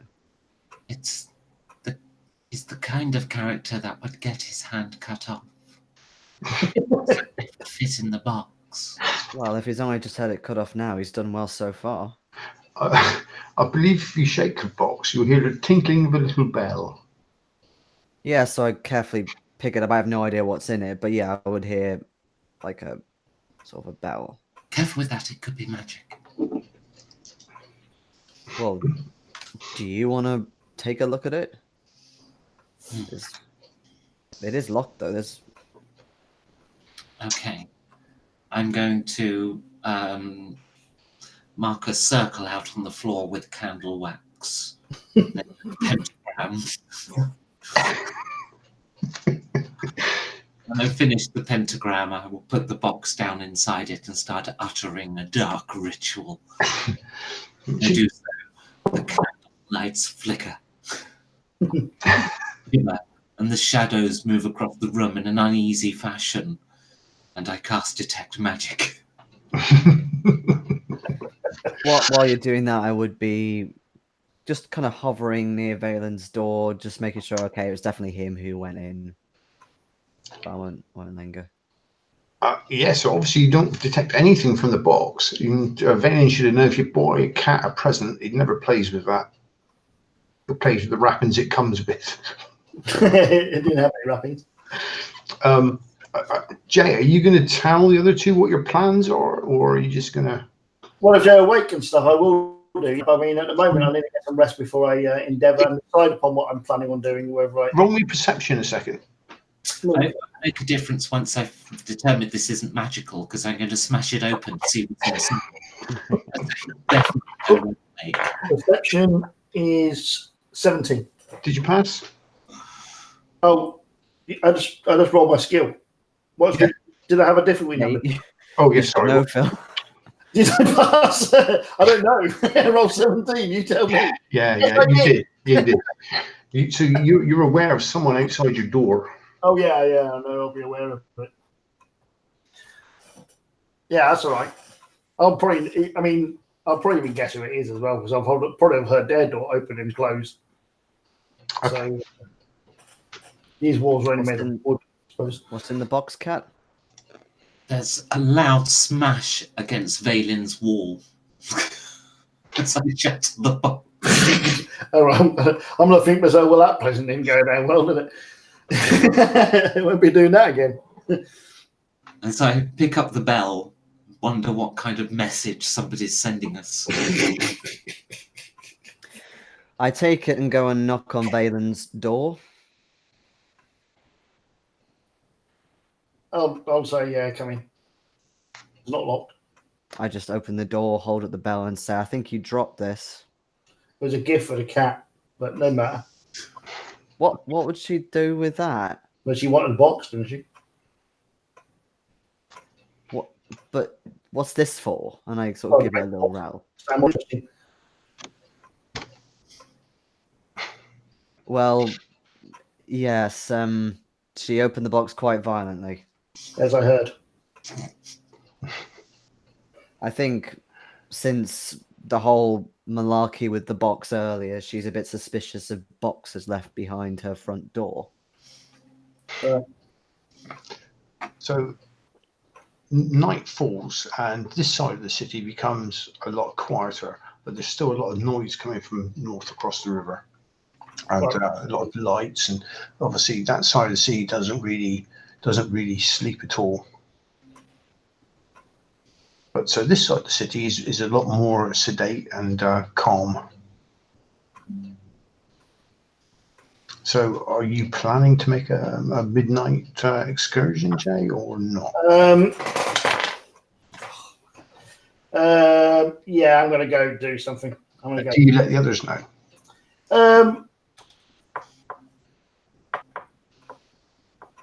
No. The reason being, for two reasons. Firstly, I don't want to get them into any trouble that they can't handle. And if I end up getting caught, then there's no point of all of us getting caught. And secondly, I'm still a bit wary about the two of them. I don't really know them either very well, and my last attempt to sort of offer a gift ended badly. So I think it's probably best if I go on my own. Okay. How do you intend on entering the castle? Scaling the tower. That's the plan. Sorry? I'm going to scale the tower. Oh, you're going to scale the wall, and then because the tower's inside. Yeah. Basically, going to scale the wall and attempt to then scale the tower. So my second story work. Are you being stealthy on the way to the tower? Oh yeah, of course I am. Yeah, totally. I'll hug the shadow. So, while Jay's out on this excursion, what do you want to do, Jay? I mean, is Becky still sleeping? Well, I was gonna. So I went to bed just before midday. So Yeah. I'll probably get up in the early-ish hours. Okay. So you might hear Jay leaving. I mean, Jason, I take it you're going to be asleep by about 1-2 o'clock.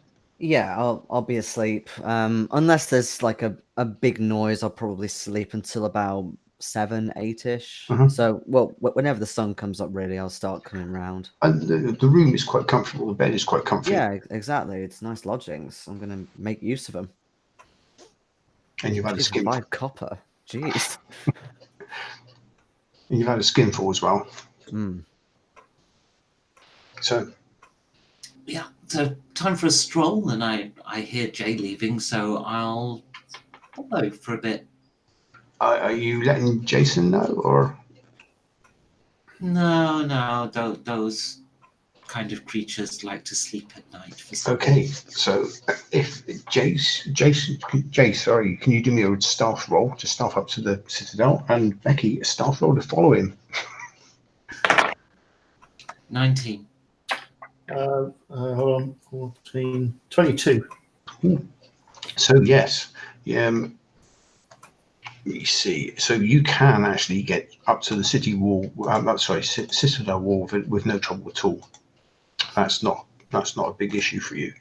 So can you roll me? What can you roll me? Can you roll me wisdom, please?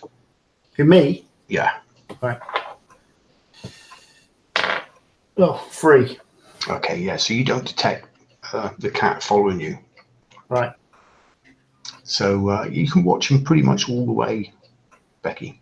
Would that be in perception? It'd be passive perception unless he's actively looking. Yeah, I wouldn't be actively. Oh, okay, yeah, sure. Of course it would. Yeah, it's not Cthulhu, you know. Well, my game obviously had a lasting effect on him. Definitely did. Definitely did. I mean, I'm constantly when I'm playing something else, thinking of what's in what skills are in Savage Worlds.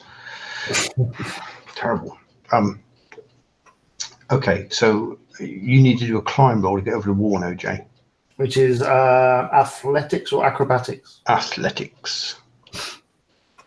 Okay, so athletics. Are you following over the wall, Becky? Are there any guards visible on top? There are a few guards visible on top. They are patrolling.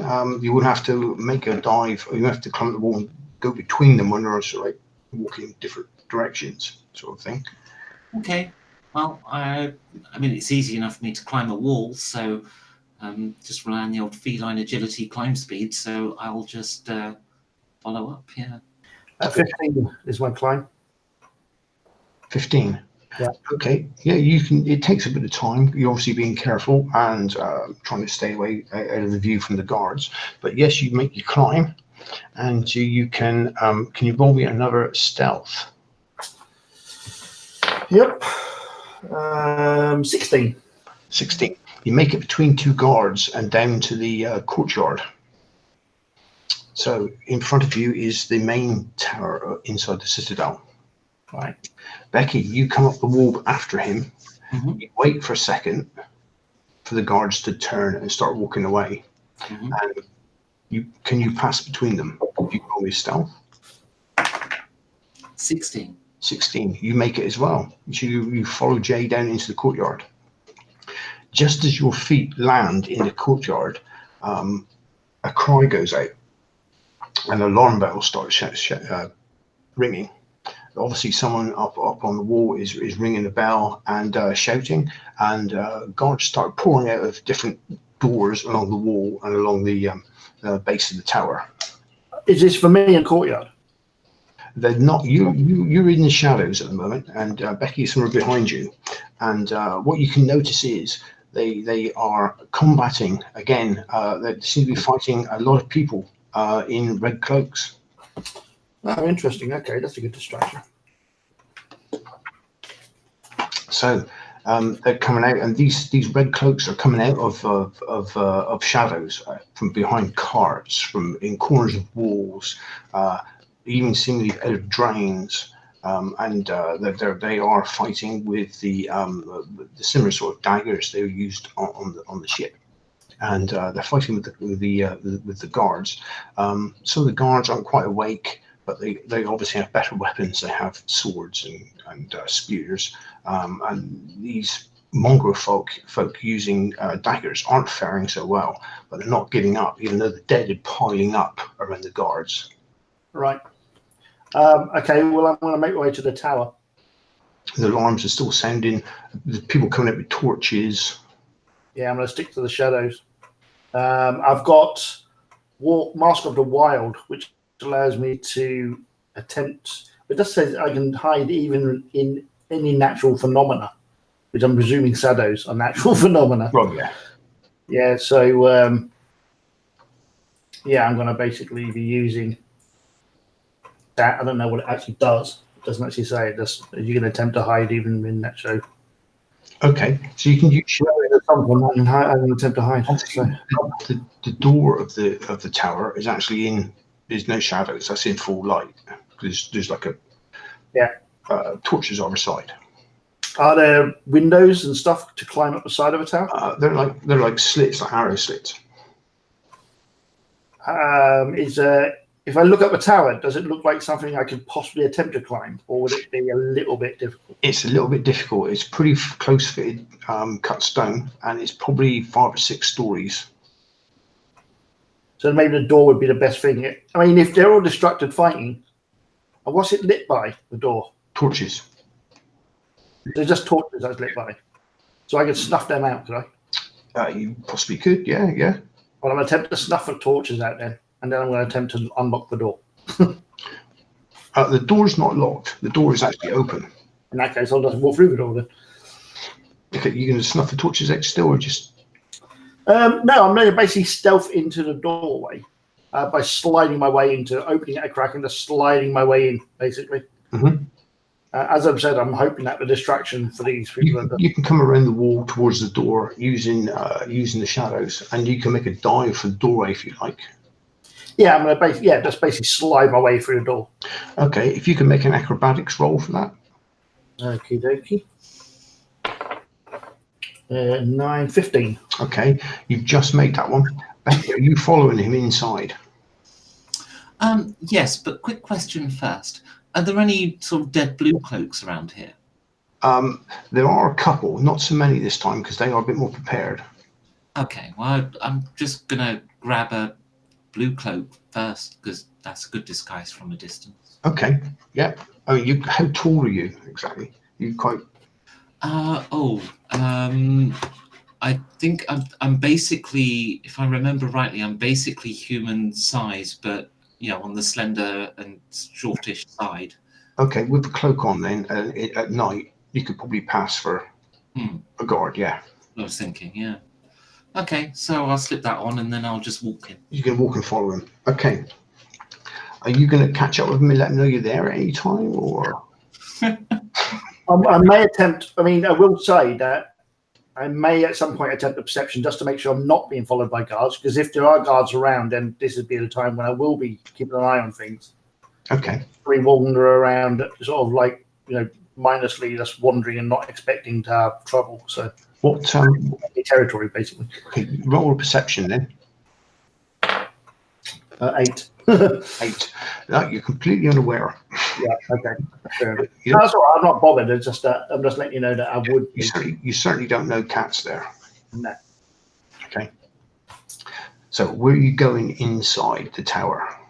I'm going to basically try and make my way up to the chambers of this empress, basically. Okay. So Slowly. there's stairs up, but as you go up a couple of floors on a spiral staircase, and each level you can looking down the corridor, and you get to the third level, and you see a largest door in this corridor guarded by 2 gold armored soldiers.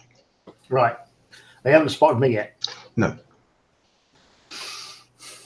Okay. Would I be able to climb up to the next level without them spotting me? They're not particularly looking towards your direction, so you could sort of move past the doorway and up the next spiral, yes. To the next level, okay. Well, I'm going to attempt to do that then. Okay. Did you say that the tower sits all the way up the tower, or was there actually windows in the tower?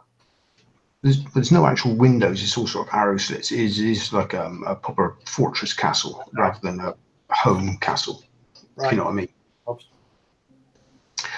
Kat, what are you going to do? Are you going to follow him up the next level, or are you staying on this level? Yes. Follow him up again, okay. I'm not So stopping when I get to the next level, so she's going to bump into me. All I'm going to see is the blue cloak. I'm going to think, uh-oh. to sneak past the opening. So can you roll me a stealth? 15. The first roll was it falling off the table, by the way. What about Jay? Again? You got to roll me a stealth. Oh, right. Sorry. Yeah. Where am I? There I am. I keep looking at sleight of hand. 19. Okay, yeah. So you make it past the door. Both of you make it past the doorway. Jason, Jay, you got first, and you're almost up to the next level. Kat is pretty close behind you now, but you're still unaware that she's there. But behind you, from the level below, you hear a cry, and you hear the rasp of swords being drawn, and you hear fighting start. Oh, I'll peer down and see what I can see. Okay, all you can see is the spiral staircase going down behind you. You'd have to go back down to see what's happening. Well, I'm going to do that. I'm going to sneak down and basically have a peer around and to a point where I can actually see everything without making it too obvious. As you come down the stairs, you're surprised by this cat-looking figure in a blue cloak standing. Okay. Your evening strolls are quite a long way, aren't they? Yeah, and shh. You can hear some pretty harsh, raspy cries as well. Well, the very fact that the cat's managed to actually creep up on me and basically get through all the guards and stuff, I'm not so worried about the cat following me or being there because I can realise that, well, it can hold its own really. So yeah, I'm going to peer down and see what the fighting's all about. Is it these red cloaks? These 2 guards are holding off maybe 8 or 9 of these red cloaked figures. I'm going to hold the feet back, just gently hold them back, because... to see if the Red Cloaks win. Oh, that's exactly what I'm doing. Okay. Why are you getting involved in this fight? Okay, so yeah, the two guards are they're pretty well armored. It's quite ornate, but it's good quality armor, and they are slashing away with their swords. As they call out, you can see that from the far end of the corridor behind them, the guard captain that was the gold armored captain that was on the ship with you appears from the other end of the corridor, from behind these red cloaked characters, and starts attacking them again from behind. So some of those turn, so they're almost like trapped between these two forces of gold armored people now, and they're actually being hacked down quite savagely. Right. Maybe we should join into the winning side. No, they're going to question why we're here. I want to basically see if these lot disappear downward after taking these guys out, leaving the doorway clear. If we join in, we're going to answer questions. Okay, so it's not very long later after they've actually dispatched all these red cloaks, and three of them are maybe got a few scars, but none of them are dead. The three of them are there with these just 9 dead bodies lying on the floor. And they pull the hoods back, and you can see it's these mongrel folk again. Right.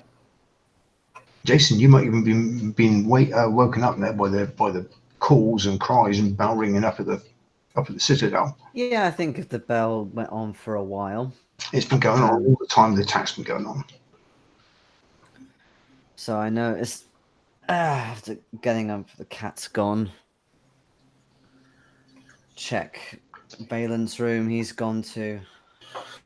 And you can even hear outside running city guard running back to the citadel. I actually put my head out of the window and say, "What's going on?" Some alert at the citadel. Don't know yet. So someone running past. For God's sake. All right, I get quickly dressed and heading out to the citadel. Okay. You can follow them up the road. They're not bothered by you following them because they just want to get to the citadel as soon as possible. But as you reach the gate, as they're actually pouring through the gate, what are you doing inside, you two? Have you let yourselves known by these people yet, or are you still hiding in the staircase? I don't think we need to make them aware of us. Okay. Just before you enter the citadel, Jason, and you two up the stairway, all of a sudden there's from outside the tower, but inside the outer wall of the citadel, there's a big blinding flash of light, and you can see it come through the arrow slits of the castle, and it really lights up the From the outside in?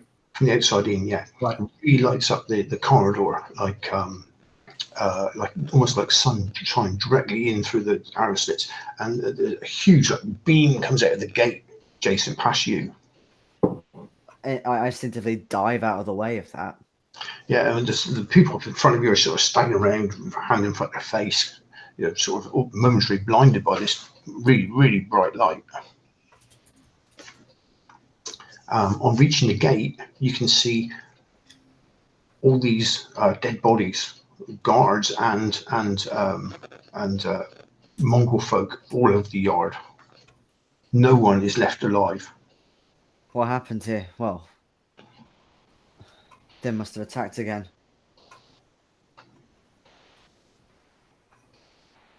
If you turn around, there's people hanging off the walkways of the inner wall. If I can, what's the surface of the floor like here? Is it very stony? Is it dusty? It's flagstones. It's like a courtyard. Okay. In that case, I look up, see if I can get a glance of the others that I suspect might be here. You can't see them.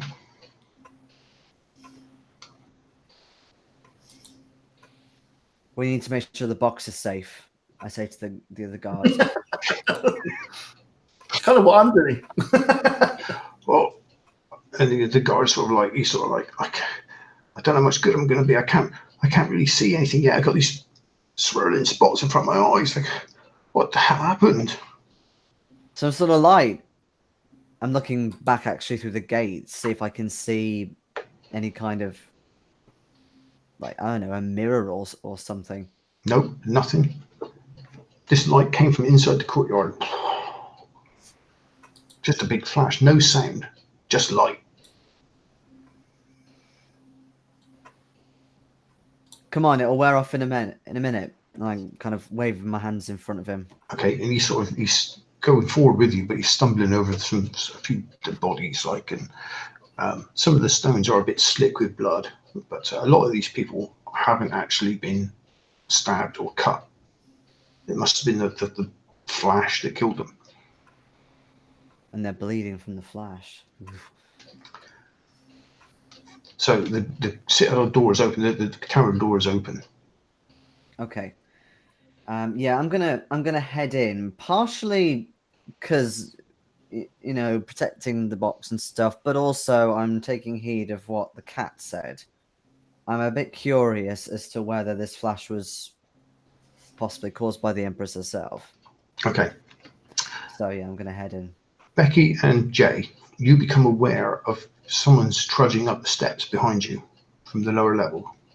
Right. Is it just one person trudging up the steps, or is there more? You can hear just one, and you can hear footsteps and every now and then tap. Tap. I'm going to head right up to the top of this tower. You're going up to the top of the tower. Okay. You can go up to the top of the tower, and it's just almost like, it's the round tower, parapet, battlements, crenellations, just that sort of thing. And it sort of like, it comes up with like a covered doorway, if you know what I mean. And then I'm going to start scaling down the outside wall. But what I'm looking for is either a window or an arrow slit on the floor with the guards. Okay. So you'll have to go down another 2 stories.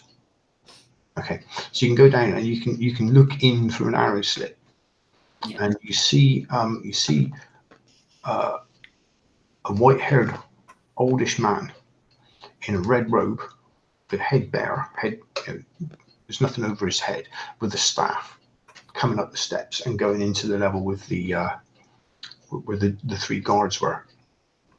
Oh, so this is what I heard as well, is it? Yeah. So if you look back around the corner, you can't quite see him. I thought it was going to be Warwick.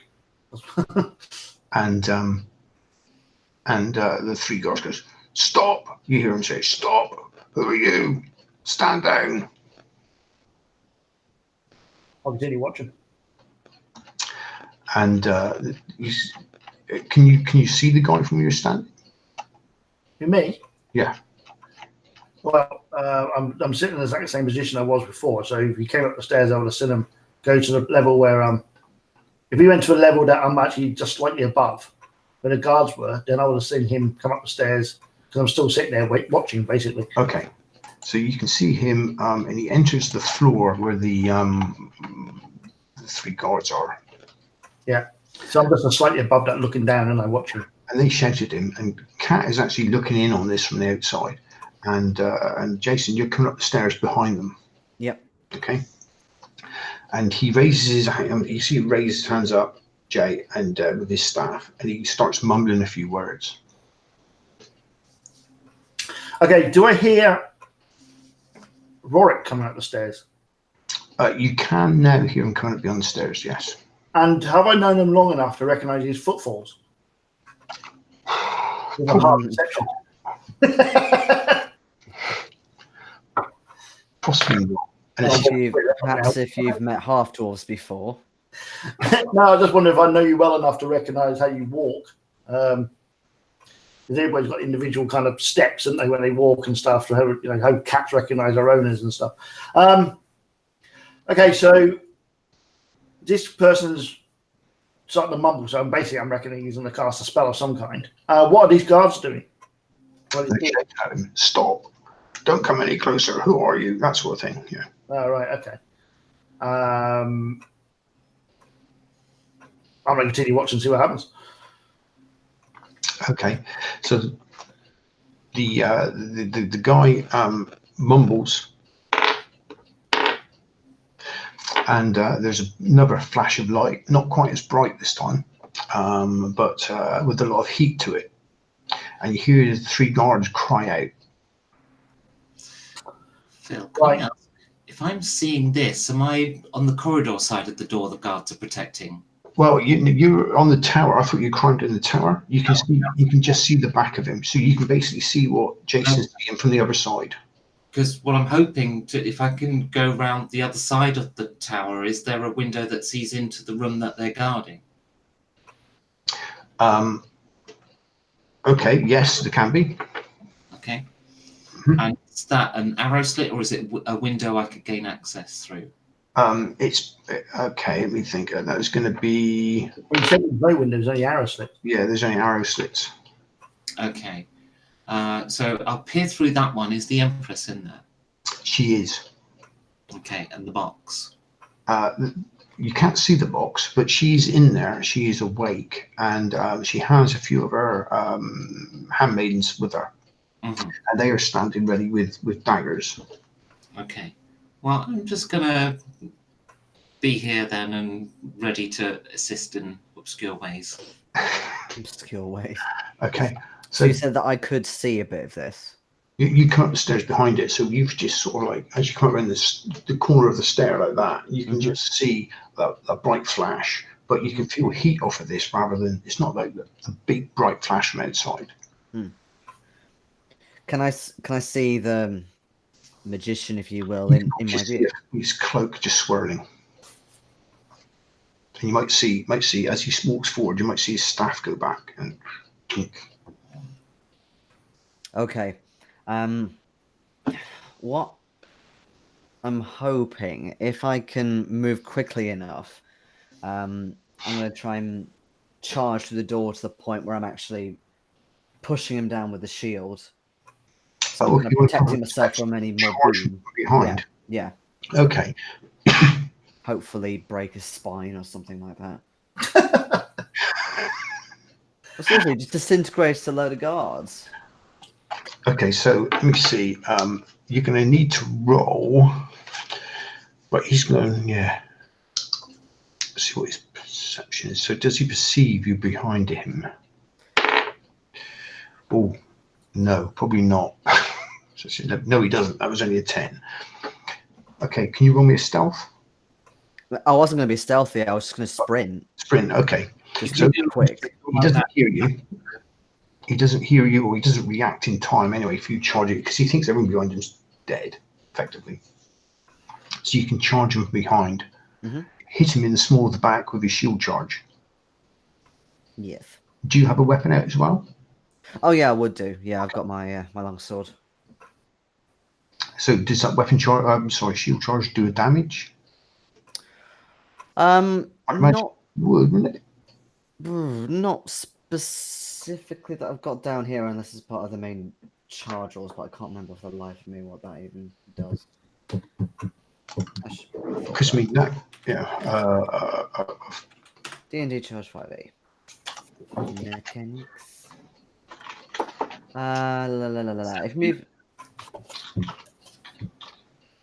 If you move at least 10 feet in a straight line immediately before taking this bonus action, so dashing, you either gain a +5 bonus to the attack's damage roll, which is melee and hit, or push the target up to 10 feet away. So I'll choose the +5 bonus to damage. Okay. Do you want me to roll anything for actually charging into him? No, because he didn't hear you coming, because he rolled. Coolio. What damage did you do? Damage. 11. 11, okay. So you've hit him and you've knocked him forward onto the floor, so he's sprawled. You've caught him completely by surprise. And I probably see the Empress and the handmaidens and think, oh fuck. They're behind, still in the room with the shut door at the moment. Oh, okay. Okay. Jay is quite surprised to see you then charge up. He thought he was being really stealthy and sneaky getting out at night, but everyone seems to have followed him. You've just charged up past him and bowled this guy over onto the floor. What do you want to do, Jay? Well, actually, this is an opportunity. Basically, I'm now going to join Rorik in saving the Empress. Okay. The alibi's arrived. She's not actually the Empress. She's the she's the Emperor's stepmother. The wealthy woman in the other room. So, what, the Queen Mother? Queen stepmother. Queen stepmother, yeah, but you don't say that, do you? No, but yeah, that sort of thing. Okay, so what do you want to do then? So you want to rush from where you are to where Jason is?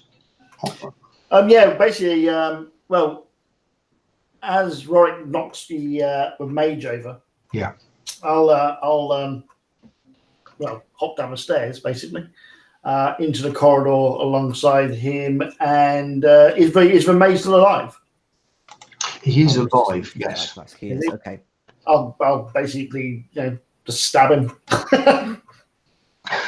Okay, because I'm taking Walk over to him, stab him, and go, oh, hello. Actually, if you're going to stab him, I'll actually put my hand up and say, wait.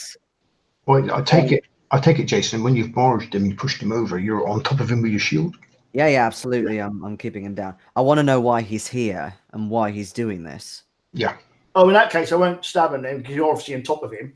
What I might do then, I'll stamp on his hand to make him release his staff. Oh, okay then. Basically break his hand. Because if he's on the staff, which he probably still is, or at least nearby, I don't want him anywhere near that thing. Can you do me How do you stampy roll? damage does a stamp do? I don't know. Do you break his hand? You're going to release it, aren't you? If he stamps. He's not going to keep hold of it, is he? I'm guessing he's a wizard. He's not exactly hard, is he? Okay, yeah, you can do that. He's prone on the floor. You can stamp on his hand, and he lets go of the staff. Becky, were you doing anything outside? You just hanging on? At the moment, I'm just waiting for that door to open. Okay. Okay, so the guy on the floor tries to get up. So he's going to do... Yeah, I'm going to keep him pinned down. Can you do a strength roll, please, Jason? Certainly.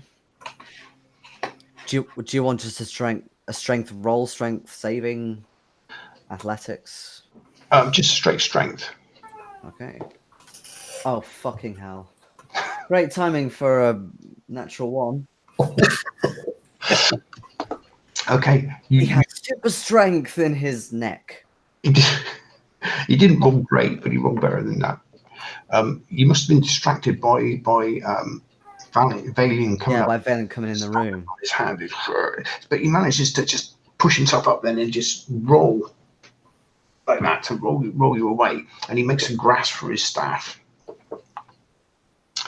So Or his other hand, or his broken hand. His other hand. So he pushes himself away and reaches out Right. back for his other hand. Can I kick him in the face then? Can you kick him in the face? Yeah, I should imagine you could, because I mean, it's not a quick action to push Jason off of him.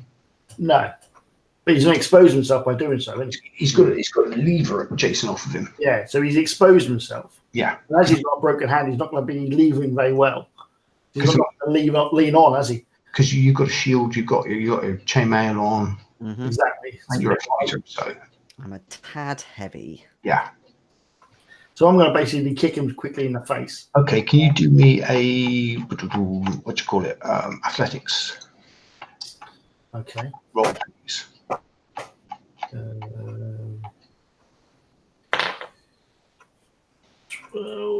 15. 15.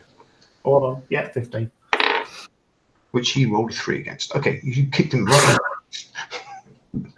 You smashed his teeth, and I'll tell you what, he slumps to the floor unconscious because his head's whipped back, and it's Bang on the rim of the shield. back of his head on Jason's shield. And poof, he's unconscious on the floor.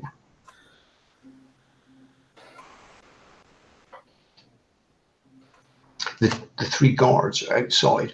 The guard captain that was with you on the ship is still alive but burnt. The other two are just fried inside their armor. And the armor is almost sort of melted onto them. Doesn't smell very nice. Okay, I'm gonna head over to the guy that's still alive. I've got a little herbalism kit, so I'm gonna take out some. I'd have prepared some kind of balm for like traveling. So maybe get out a bit of that and try and put it on some of his wounds. Yeah, and he sort of like opens his eyes and he, oh God, you again. It comes you always around. Hey, I can just take all of this away. Oh, thanks. In fact, no, as in I can just leave right now. Just pretend I wasn't here. But you've got to get in. You've got to protect the lady, and you've got to protect the eye. I'll protect her when you tell me what the hell is going on. You're gonna have to ask her. And he passes it. Of course. What I will do. You probably think I'm as bad as the thief now, but I'm gonna actually look through his clothing, not for gold, but any kind of orders or anything, and sort of a letter, or a seal, or anything like that. Okay, you can find. Yeah, we'll say we find a small scroll tucked into his waistband behind him, so it's protected from the big blast of fire. And you pull that out, you can see it is imperial orders to escort the Lady Cressida to Radcliffe and to await the delivery of the eye to her so she can escort it back to the Emperor. It doesn't say what that is either. I brandish this scroll at Valen and say, I think I know what's in that box. Wow. They call it the Eye.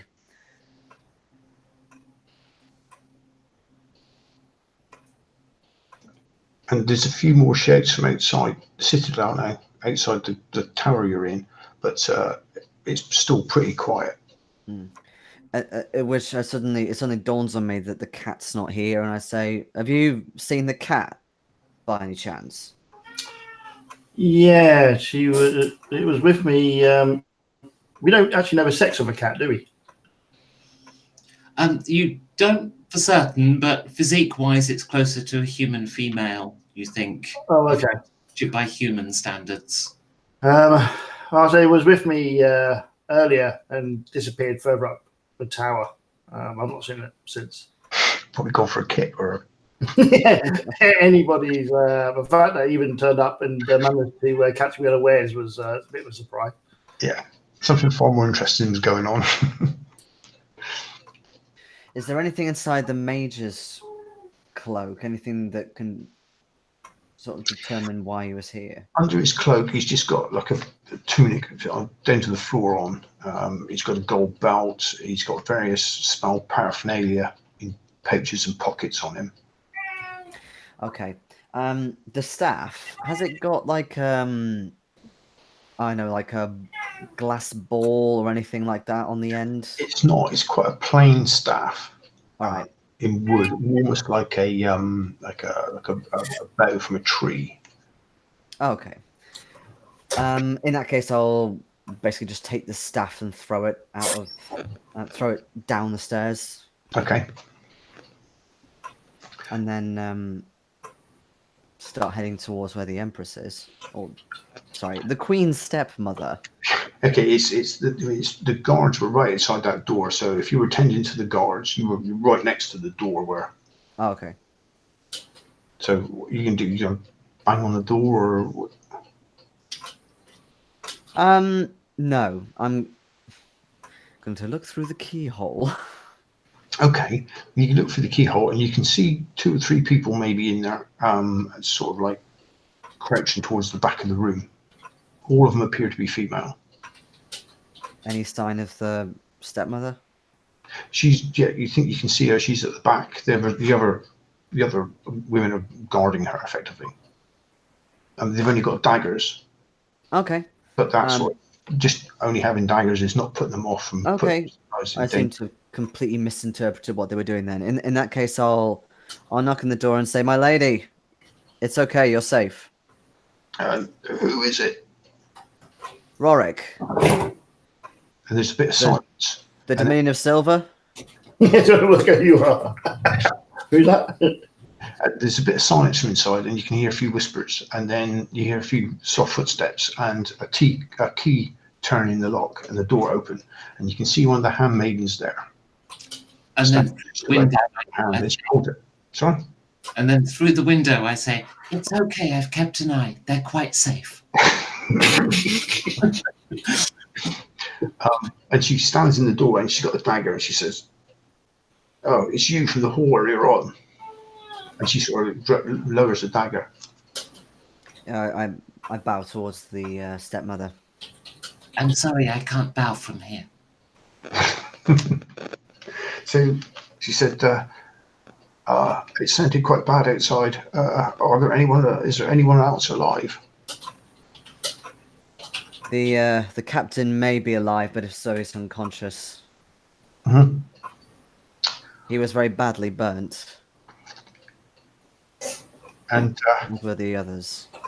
Can I have a look around from the outside wall? Are there any guards alive? outside, not in the court, guards are arriving from outside of the citadel back into the citadel. They were on duty in the rest of the city, effectively, and they're now coming back in. Are there any cloaks left? You can't see any. Anyone that was in the courtyard when the flash went off. Okay, I relay that. Oh, so there is no one left alive. You've a few blue cloaks coming back, but the red cloaks all seem to be gone for now. We were so lucky that you were here. We owe you everything again, she says. I think if you stay here, we need to get you on the move. What was it that happened? How did they kill so many guards? It was a surprise attack. They came up through the sewers. And that one there, that one's a wizard, mage of some kind. He used a beam of light from his staff, and the guards just turned to dust. And you hear a thumping up the stairs now. There's several people rushing upstairs, and soon the corridor is full of blue cloaks with swords and spears, and they start shouting. But the lady calms them down and sorts it out. And she tells them pretty quickly what's going on, and with a few short orders, the captain is taken care of, and the mage is bound and gagged. And one of the blue cloaks you notice at the back is holding the staff. So she holds her hand out for, and she takes it from him and brings it into her room. She says, "Will you please come in here for a minute?" My lady, what of the eye? Is it safe? How do you know of the eye? That is a secret that only a few people know. Well, the guard had been badly burnt, as I said. Perhaps he was a bit delirious, but that's what he told me. The eye, she says, was the greatest treasure owned by the first emperor. It is said to have magical power, and it was lost many, many hundreds of years ago. We heard tell of it overseas, and this Captain Amble said he could retrieve it for us, for obviously a considerable financial recompense. But the potential honor and power it would bestow on the empire and the emperor, then it would be worthwhile. It might restore the emperor's fortunes. So we paid it, and we've been waiting for it. It is safe here in the casket you delivered it in. It is safe in the casket, but that mage could have easily taken it from you. Yes, we did not quite realize the power that was ranged against us. Yes, it's been a bit of a shock. We weren't prepared for that at all. We thought secrecy would be our greatest weapon, but obviously, As somehow, It soon is as you now set foot in the city. the only weapons you have left now are speed and stealth. we need to. Yes, we need to get back to the capital as soon as possible and pass this over to the emperor. We need to go back to Huthwaite. Uh, will you? Will you take me? Yes. It could be dangerous, but I know that you've proved yourself as capable. With all due respect, my lady, that mage was very dangerous already. Can't be much worse than that. No, true. But if that's the sort of level of capability they're going to range against us now, we've got to be prepared for worse later, I'm afraid. And we must leave quickly.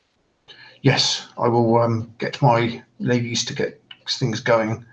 And she sort of snaps her fingers and points at one of the blue cloaks, and he comes in and she says, do you have get your belongings and meet us back here as soon as possible. We'll be leaving within the hour.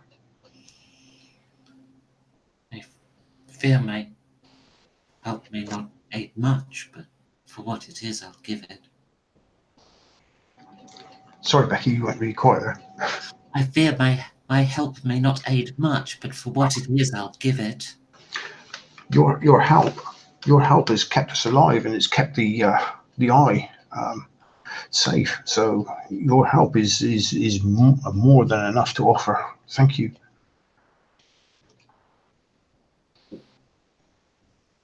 I take it, Jason. Yes. You do you need to go back and collect your stuff, or do you have everything you need with you? Oh, I see. Sorry, I thought she was talking to one of the guards who's going to accompany. In that case, yes. Although I'd probably have most of my things with me. I wouldn't carry much, but yeah, there might be some stuff back at the room.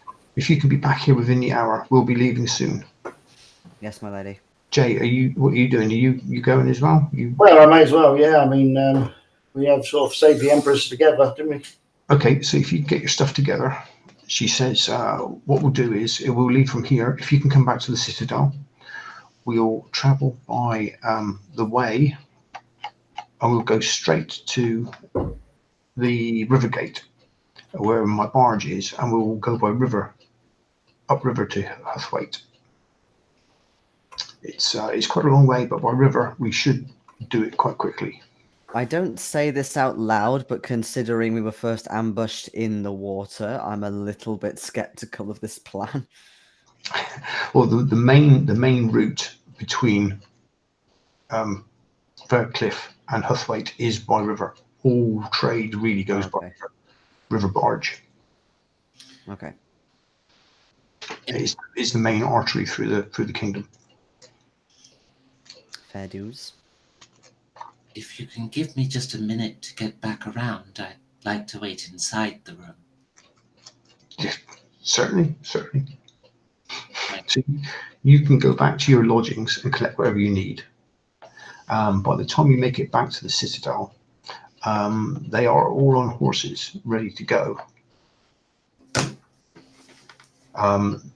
They have 3 spare horses for you, so they're going to ride through the city to the river gate. Okay. She says, I'm glad you made it back. I don't know how we would have fared if you decided not to come. And you can notice that in the background behind her, they're actually preparing to hang the mage. He's still bound, he's still gagged. The blue cloaks are just stringing him up now. Whilst they were gone for an hour to get their bits, would you mind if I do detect magic on that staff? Oh, the staff, yes, carry on. Yeah. So I'll do it as a ritual in the meantime. So, is it? It is. Ooh. How many pearls do I have? Do you have a pearl, my lady? I do have a pearl, yes. I have several. Would you mind if I crushed one? if anyone else had asked, after today, I think I can give you a pearl, certainly. To her handmaiden, pearl necklace, quickly.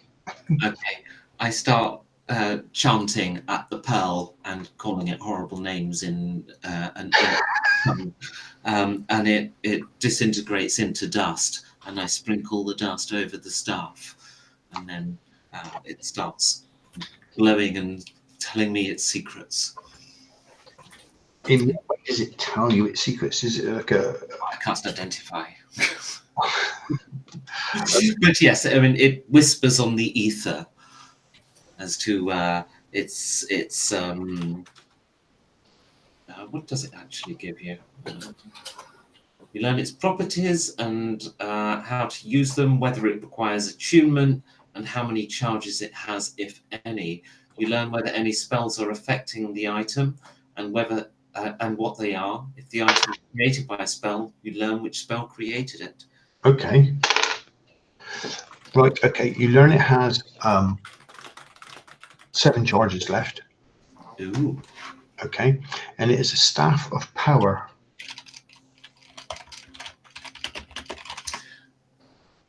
Okay, I will look that up at some point. Okay, well, what it does, it gives you daily staff against 2 charges. When you hit a melee attack using this staff, you expend 1 charge, but you deal 1d6 force of damage to the target. While holding this staff, you can use an action or expend 1 more of its charge. The following spells: Cone of Cold, Fireball, Blow with Invulnerability, Hold Monster, Levitate, Light Bolt, Magic Missile, Ray of Enfeeblement. Hang on. The lightning bolt. Put it in the chat. Sorry? Put it in the chat. Oh, okay. I should have done that before. I was nearly there, I think. That's just off the... Okay. But you've got 7 charges, so if you could just ignore the charges bit. Okay. This I explain what it is to her and express that whilst I can make use of it, I realise it's not mine. And that's what it does as well.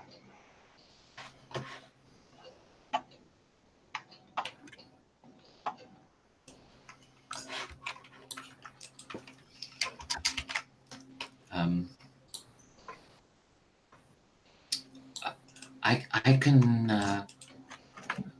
this in my hands might be of use in our journey, but I appreciate that it is probably your property now. She says, I do not use magic, but when you reach the royal court, the magicians there will be very interested in it. But until that time, you may keep it.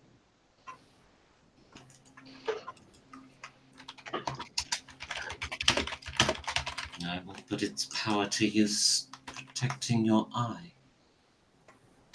Yes, the eye. So as she sort of like, as you move off out of the gate and down the hill, you just hear the rope go taut, and as they sort of like start pulling the mage off the floor. So they're not going to break his neck; they're just going to let him strangle, effectively. Oh, did my instinct was to pocket the rest of the pearl necklace? Not that I'm a thief, it's just these are spell components given to me. Okay. Yeah, I mean, she probably got more things on her mind than asking for the necklace back. Mm-hmm. So yeah, you've got away with that one. And she says, as you're traveling down the hill towards the gate, she says, I haven't forgotten that I haven't rewarded your heroics so far, she says. Once we're safe on the river, I will see you right, and if we get safely to the capital, there will be more rewards for you. We will, my lady. We'll get there. I don't suppose the reward would be sausages. I'm quite hungry. She did say she wanted sausages for her next meal. Okay, well, we'll leave it there for tonight. Yay. Thank you. Thank you. On the river next time. And to Ronnie and Steve who are watching, thank you for watching. Oh, Ronnie and Steve. Oh, they're watching. Awesome. And yes, it's a wallop a stick. Walloper stick. A wallop of stick. Absolutely not wasting that on retribution.